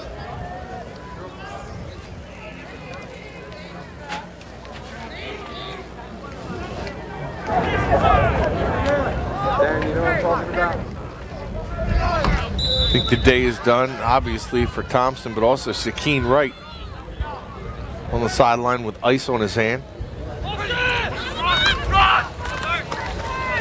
And this Hobart defense is now stepping up as catcher is caught in the backfield.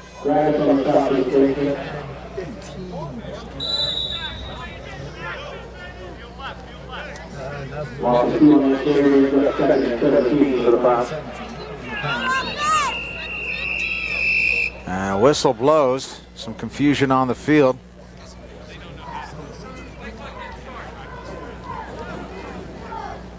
And they'll restart. Might have been an equipment problem.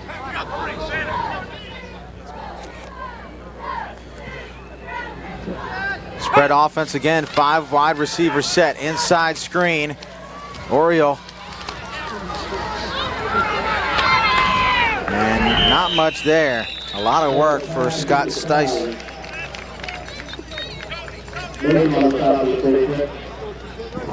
That'll probably do it for the 3rd quarter. But at least Hobart's got to come out of this 3rd quarter feeling a little bit good about themselves. They played pretty well coming out of halftime. Well, 3rd quarter's been the worst quarter for Rowan. No difference here, but they do head to break a 24-point lead for the Profs of Rowan in the 2nd round of the Division III playoffs. Right after this, we'll have the start of the 4th.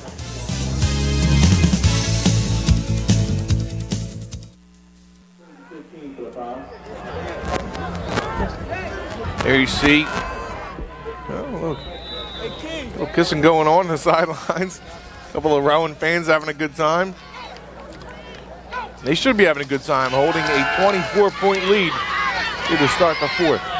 Long bomb, wide open, and underthrown. Stiles, your intended receiver. Oriole had Stiles wide open and on the run, overthrew him. Otherwise, it would have been 6 points. Yeah, there was a breakdown in the coverage here, and there was no one around Stiles. Snuck behind the defense. Oriole not able to get enough on that pass, nor able to get it out there quick enough. Just the second punt today for Rowan. It's a good shot at. And that's a bad play. A clipping penalty here. Kent Thorpe clips a man when there's absolutely no return on. You have to question the decision making there.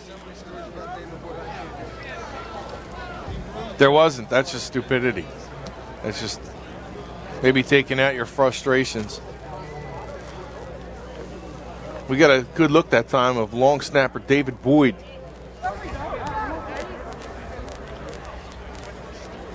Legal block in the back above the waist, return team number 7. That's a 10-yard penalty from the end of the kick. First down, Hobart. David Boyd, a junior out of Woodbury High School, 6 foot 210. Another playoff action with 7 minutes left in the fourth quarter. St. John Fisher 13, Delaware Valley 12. St. John Fisher has taken the lead over Delaware Valley 13-12 now. So barn burner going on over at Delaware Valley.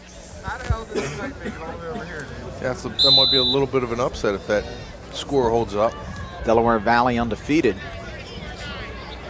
First time in their program's history.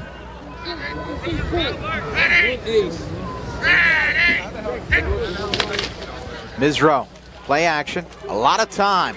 Feels the pressure and throws underneath the Pinheiro unsuccessfully. Tosh on the coverage.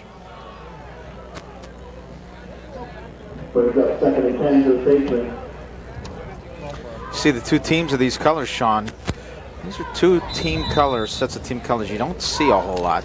Mustard and brown, and purple and orange. This is more out of the Shawn Leary style set. Yeah, I like the Rowan. I like the Rowan colors. Yeah. Fumble. Rowan comes away with it.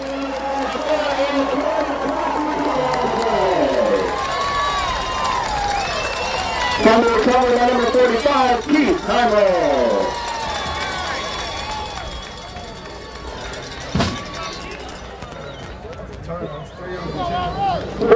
Another turnover here for Hobart, and Rowan with excellent field position.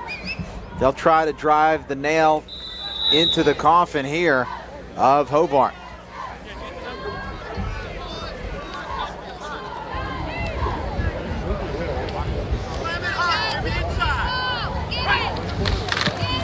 Handoff. I think it would be wise for Rowan now to, even if they don't huddle, just to take their time, use the play clock all the way down. 14:09 left in the fourth quarter, Rob, and they just want to kind of burn it. Second down. Again, they have this no-huddle offense, but that in no way means that they're trying to hurry necessarily. Second down, Richardson, your lone setback, and ball thrown up for Richardson. I think Hobart got away with one there as Richardson beat his man and he just kind of fish hooked him. Take a look, see if we get a shot of Richardson coming out of the backfield. There you see Thompson coming off. Let's take a look at the replay.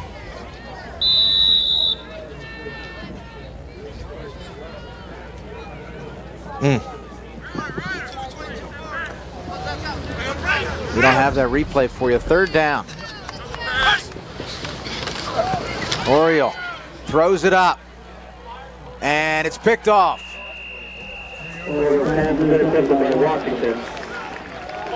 Deshaun Washington, the lone Jerseyan on this team, comes away with the interception.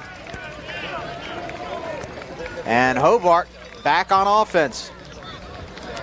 We never came back with our answer to our trivia question before, did we? No. Okay, well, for those of you who stuck around with us, Washington, the lone player from New Jersey on Hobart. Who is the lone player from New York on Rowan?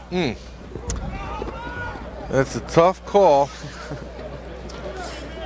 I'm gonna have to go with. I'm gonna go with Dave McCoy. Very good, Dave McCoy. He's the real McCoy. Shawn. He's the only McCoy also on the roster. Misro sprints out and turns it up. And that's really what Misro needed to do earlier in the game, Shawn. You're right. They haven't run the football with him, spreading them out and letting them go. One time they did earlier in the game, he had the call for a touchdown to open the game. But he has great mobility. Gain of 9, 2nd down and 1 for Misro. Misro, we mentioned, just a sophomore out of Newark, New York, not New Jersey. Hand off inside Padino. First down for the Statesman. You know, Shawn, we look at some of the high schools that these Hobart players came from. You need a translation guide to speak American Indian. I mean, you got Irindequoit and Massapequa, and what else did we see here? Churchville chili. You ever have that Churchville chili? Yeah, I have. It's spicy. Here's a little of that right now.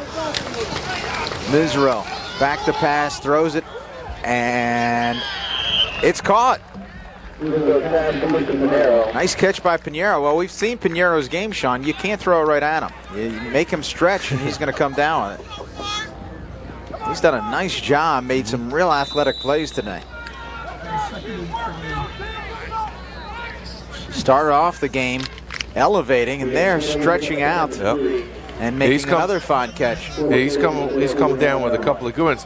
These guys are nice looking. Between him and Swozey, two really good wideouts for this team, and of course the two running backs have had terrific years, but they just haven't been effective at all today. Misro, again, a nice catch by Pinheiro.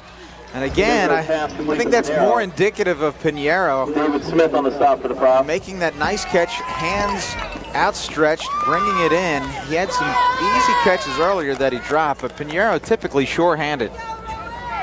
First and 10 for the Statesman at their 46 yards.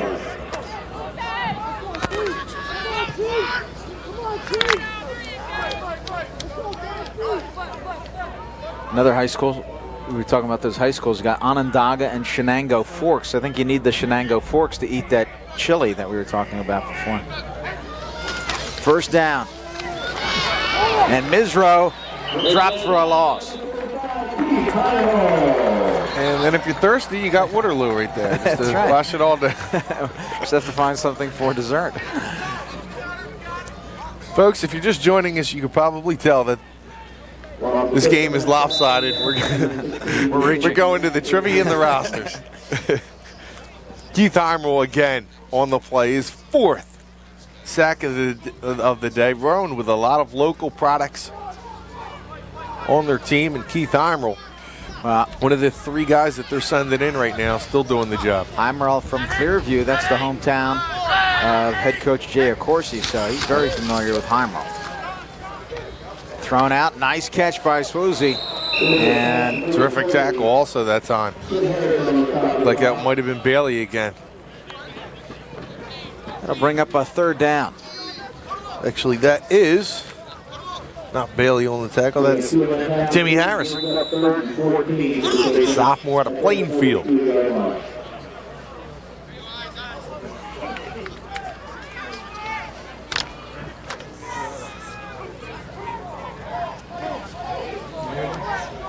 Hollering your lone setback. Approaching 11 minutes left in this football game. This is round 2 of the Division III playoffs. Going on for the right to face St. John Fisher or Delaware Valley. Good time. Misro now pressured, throws it up. Underneath, underthrown, and caught. Feeney with the catch.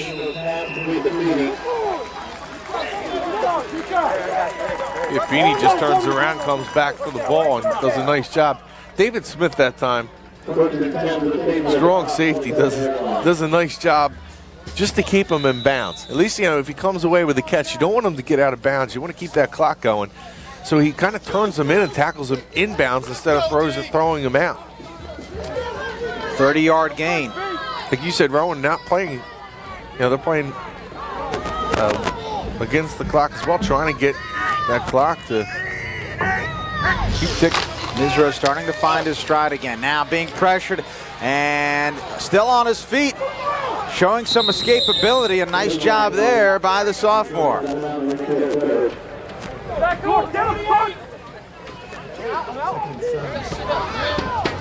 Misro is 5 for his last 6 in the air. And as a result of that, this Hobart team starting to move the football. And again, I think that element right there, Shawn, really adds to the efficacy of the Statesman offense.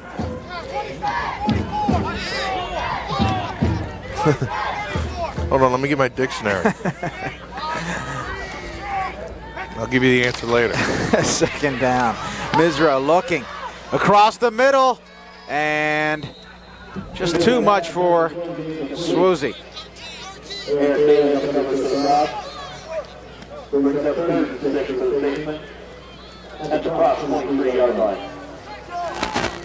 Well, 4-down territory once again for Hobart. 10:09 left in the fourth quarter. They trail by 24 to the Statesmen. And now they can't go for a field goal. They'll need to try and get 6 and then attempt a 2-point conversion.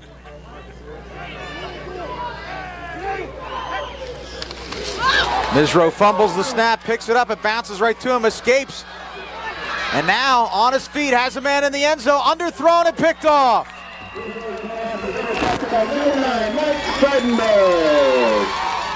Well, Misro had an opportunity to turn something ugly into something beautiful, but it turned into something uglier.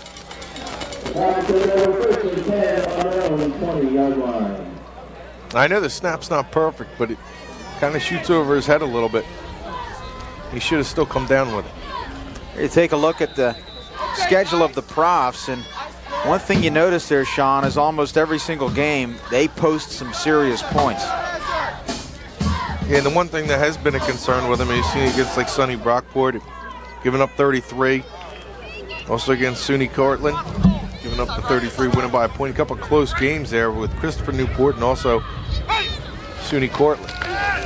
Again, inside screen. And off to the races.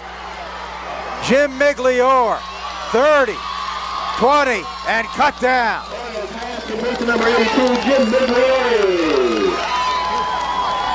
Well, everybody's getting into the act now. Migliore out of Jackson almost took it to the house. 8 different receivers have caught passes today from Oriole.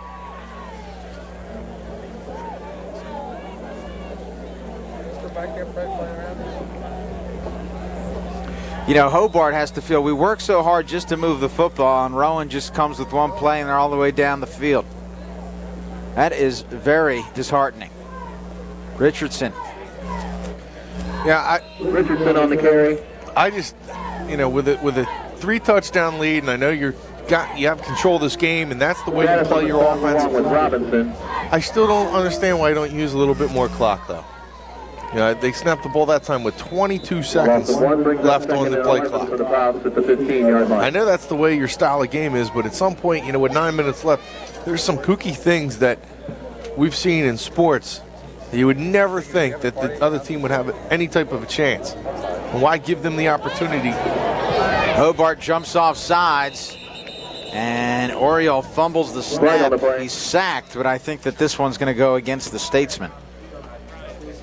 Indication is offside against Hobart. That's a good point you bring up, Shawn. Not only because, addressing it in terms of this game, but in future games, it allows your offense to feel the rhythm. Offside. Defense, number 71. 5-yard penalty, previous spot. Second down. Gives your offense the opportunity to feel the rhythm of slowing down that attack. After Getting your penalty, offensive second line and and receivers, everyone on the same page. I think you bring up a salient point. Well, it's not even you don't have to go into something that you don't normally do and huddle up. You can just simply, kind of, the guys kind of stand up and wait maybe about 5 or 10 more seconds. And just be a little bit more patient. Again, inside screen, touchdown. Tyree Jackson.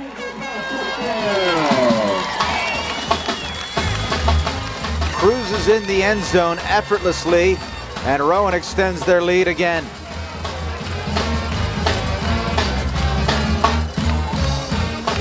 Well, if there wasn't any doubt, you can take a look at the stands because people are starting to clear out of here. This game is all but decided with 8:38 left.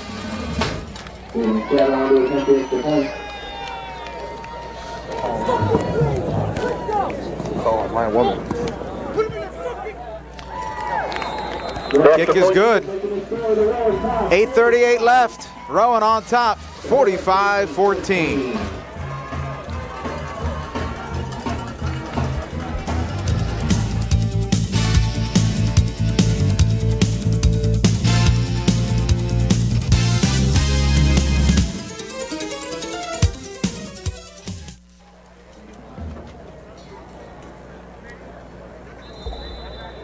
Welcome back to Rowan University. The Profs on top, 45-14, round 2 of the Division III playoffs, and Smith's kick again out of the end zone. Well, again, there you see the drive.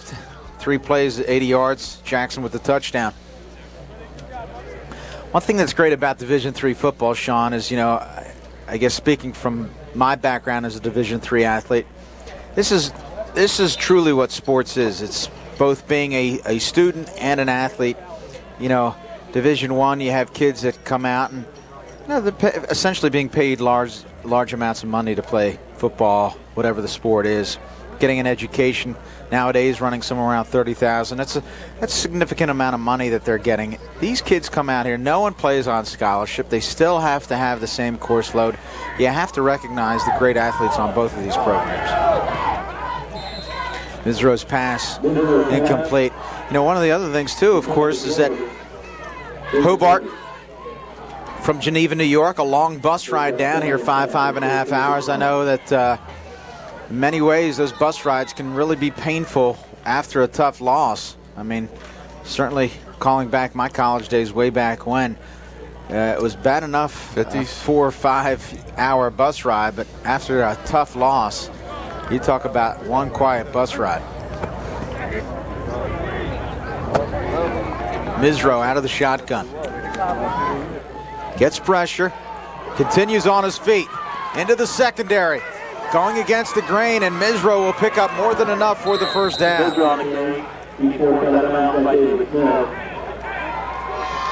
There you see head coach Accorsi ensuring that Misro does not go into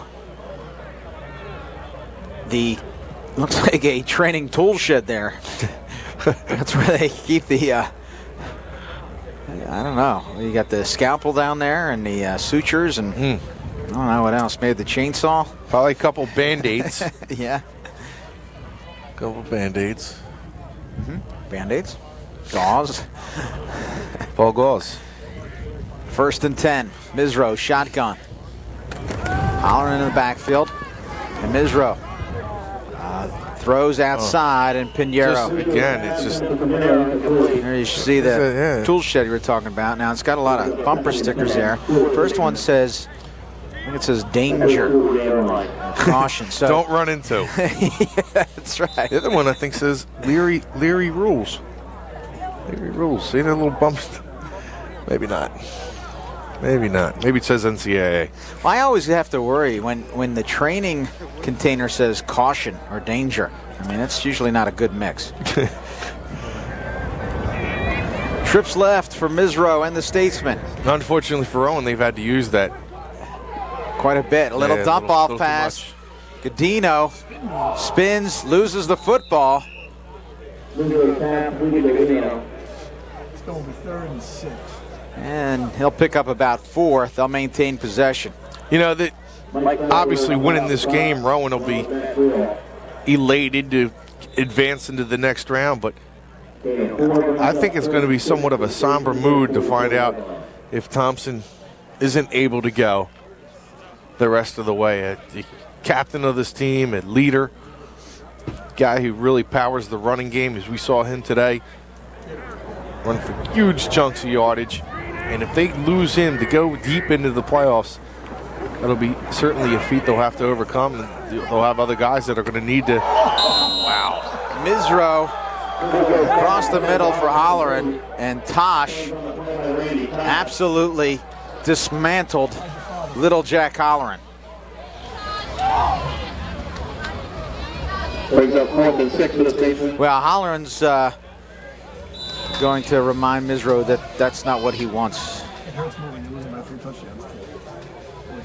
You got to lay out across the middle, and Holleran is just 5'8", 180. Yeah. Tosh 6'2", 225. That's what we call a mismatch.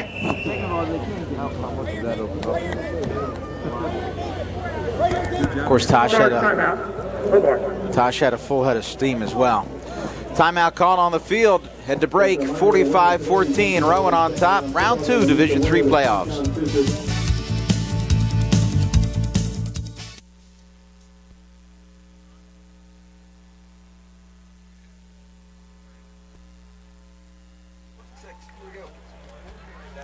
Welcome back, 4th and 6th. 7:23 left. Misro throws and almost picked off.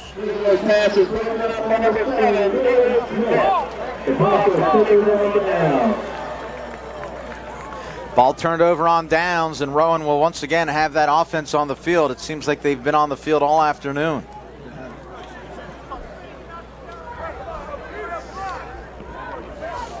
Got the offensive unit on the sideline that might be explaining to him how to huddle up.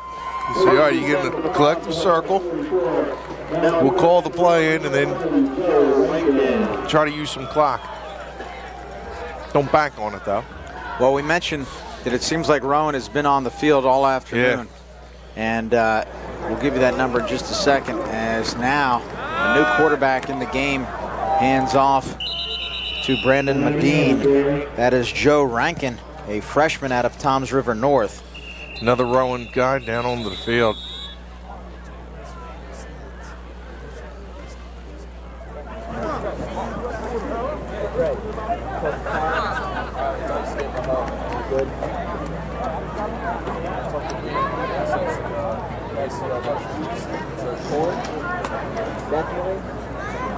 Can't really tell who that is. Yeah, I need. I'm just gonna, but I can't. I gotta help my brother move out.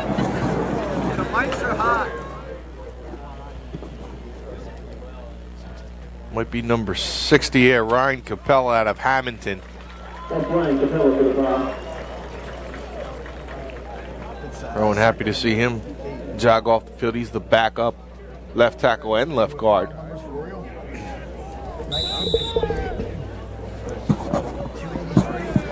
Well, Rankin getting some time here.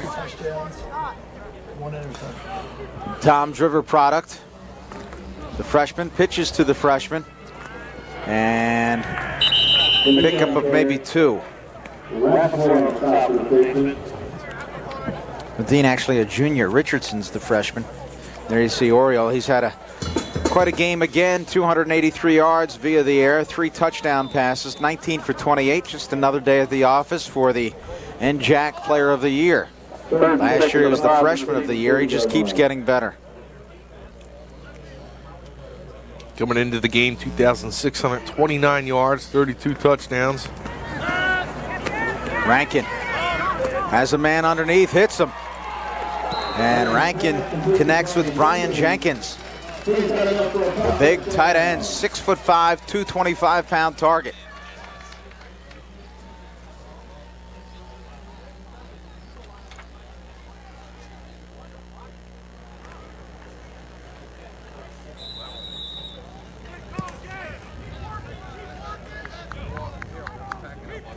First and 10, Rowan with 6:12 left.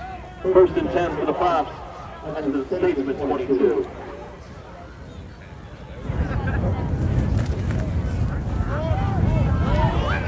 And again, Medine with a big pickup and more than enough for the first down. Fighting off tacklers. Again, these guys, they get into the game, they certainly want to try and score. That's where that whole running it up, I never really have a problem with team. Now, I think if you have a trick play or something like that when you're up by 30, that's when I think it's maybe a little bit uncalled for. But here, you get just handing the ball off, getting it down to Medine. And this guy wants to score, and you're in the playoffs. You want to try to get these guys ready, especially when you have a guy like Thompson go down, you have another person go down. You want to have that guy be able to step in and execute. Well, again, and that might be the reason why Jay Accorsi, instead of milking the clock here, he wants the backup quarterback to get in the situation to run on the clock like they normally would during a game situation where it may occur for them later on. Well, update from the Division III playoffs. Rowan will play the winner of St. John and Delaware Valley. They are knotted at 20 right now. Delaware Valley has had a number of come-from-behind victories this year, including their first-round win last week. So it'll be interesting to see how that plays out. The Aggies of Delaware Valley still undefeated. Handoff and up the gut. Not much there for Medine. Again, bring back your earlier point, Shawn. They're still snapping that football with 15 or 16 seconds left. It's an opportunity for you to get out of here unscathed. Yeah, but I think at this point, Jay Accorsi also has an opportunity to see what some of his second and third stringers can do. And you see that there's going to be injuries that transpire. Thompson and Wright banged up earlier today, and maybe it's an opportunity to get these guys game tested. And that's what they normally do in their situation, is trying to wear down the offense, not give them a breather. They want to put these backups in that same situation. Delay offense, number 11, 5 yards, third down. Well, they must have heard us up here, because there you have a delay of game. But I tell you what, Andrew Sweet was licking his chops because he had Medine lined up and ready to go. 13.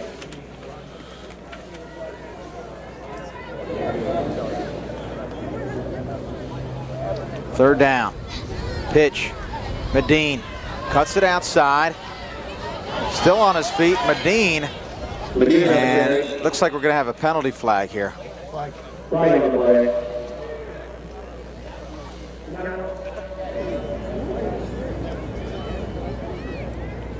And holding against Rowan. Against the Pops.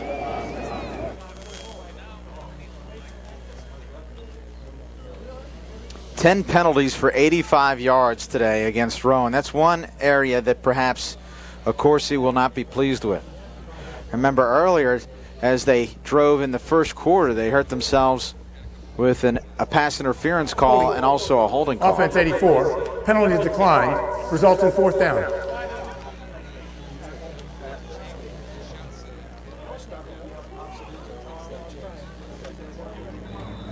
Fourth down, and I'll give Shadow an opportunity to try another field goal so he can equal his season total in one game.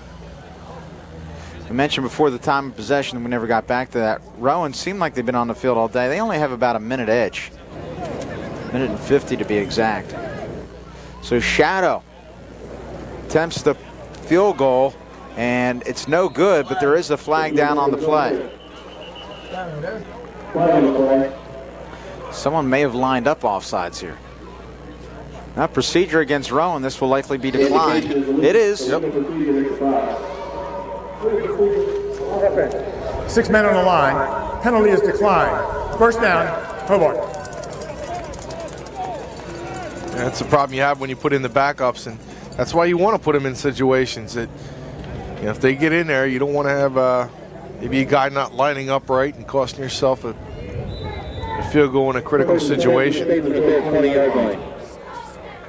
Well, Mike Craig said that he had no problem getting his team up for this game. Plenty of bulletin board stuff. The talk was Rowan already had their plane tickets for the finals, and going out to Oregon, I think he mentioned, is where they had assumed that they would be playing. And just the idea that Division3.com, which is a publication of Division III football, I had mentioned all the teams in their publication except for Hobart. So no one really counted on Hobart going anywhere. But this is a team that seemingly was overmatched today. And, you know, Rowan is typically, this NJAC conference, typically very, very strong and generally does very well in the postseason. I believe 23-10 in the postseason as a conference, which is exceptional.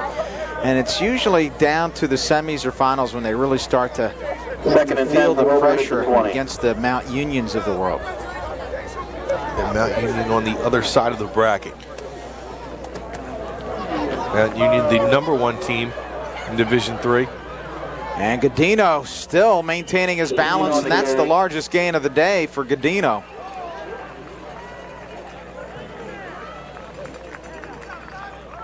Updating another NCAA playoff game with 5 seconds remaining in the game. St. John Fisher 20, Delaware Valley 26. Delaware Valley has come from behind again. 5 seconds remaining, and Delaware Valley leads St. John Fisher 26-20. So Delaware Valley, the master of the comebacks, putting together another victory seemingly, and they will take on the Props. Still some we hit haven't going had, on. yeah, I was going to say, we've only had a few huge hits, but it hasn't quit. 2nd and 7.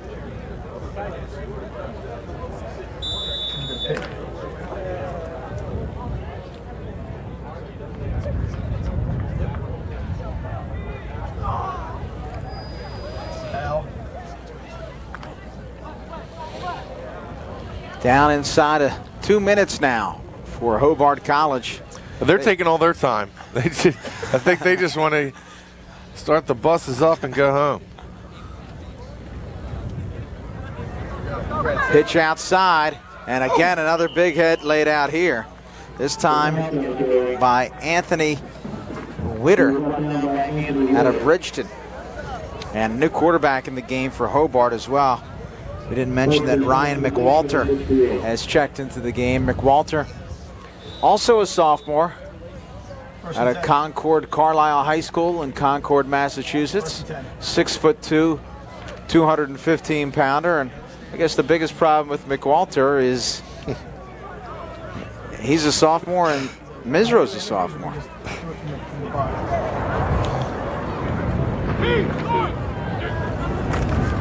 Pitch to Holleran. Holleran looks to cut it back inside, does. And some hard-fought yards for Holleran, about 5.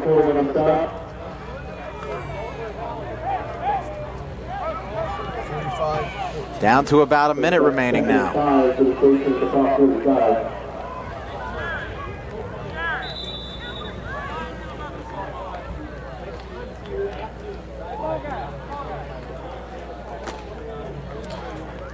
Guess it's a good time to mention that Comcast will be at a final this coming week, and unfortunately I won't be able to be part of it, so I'll be joined by my usual partner on our soccer telecast, Mark Narducci, the walking archive of South Jersey sports.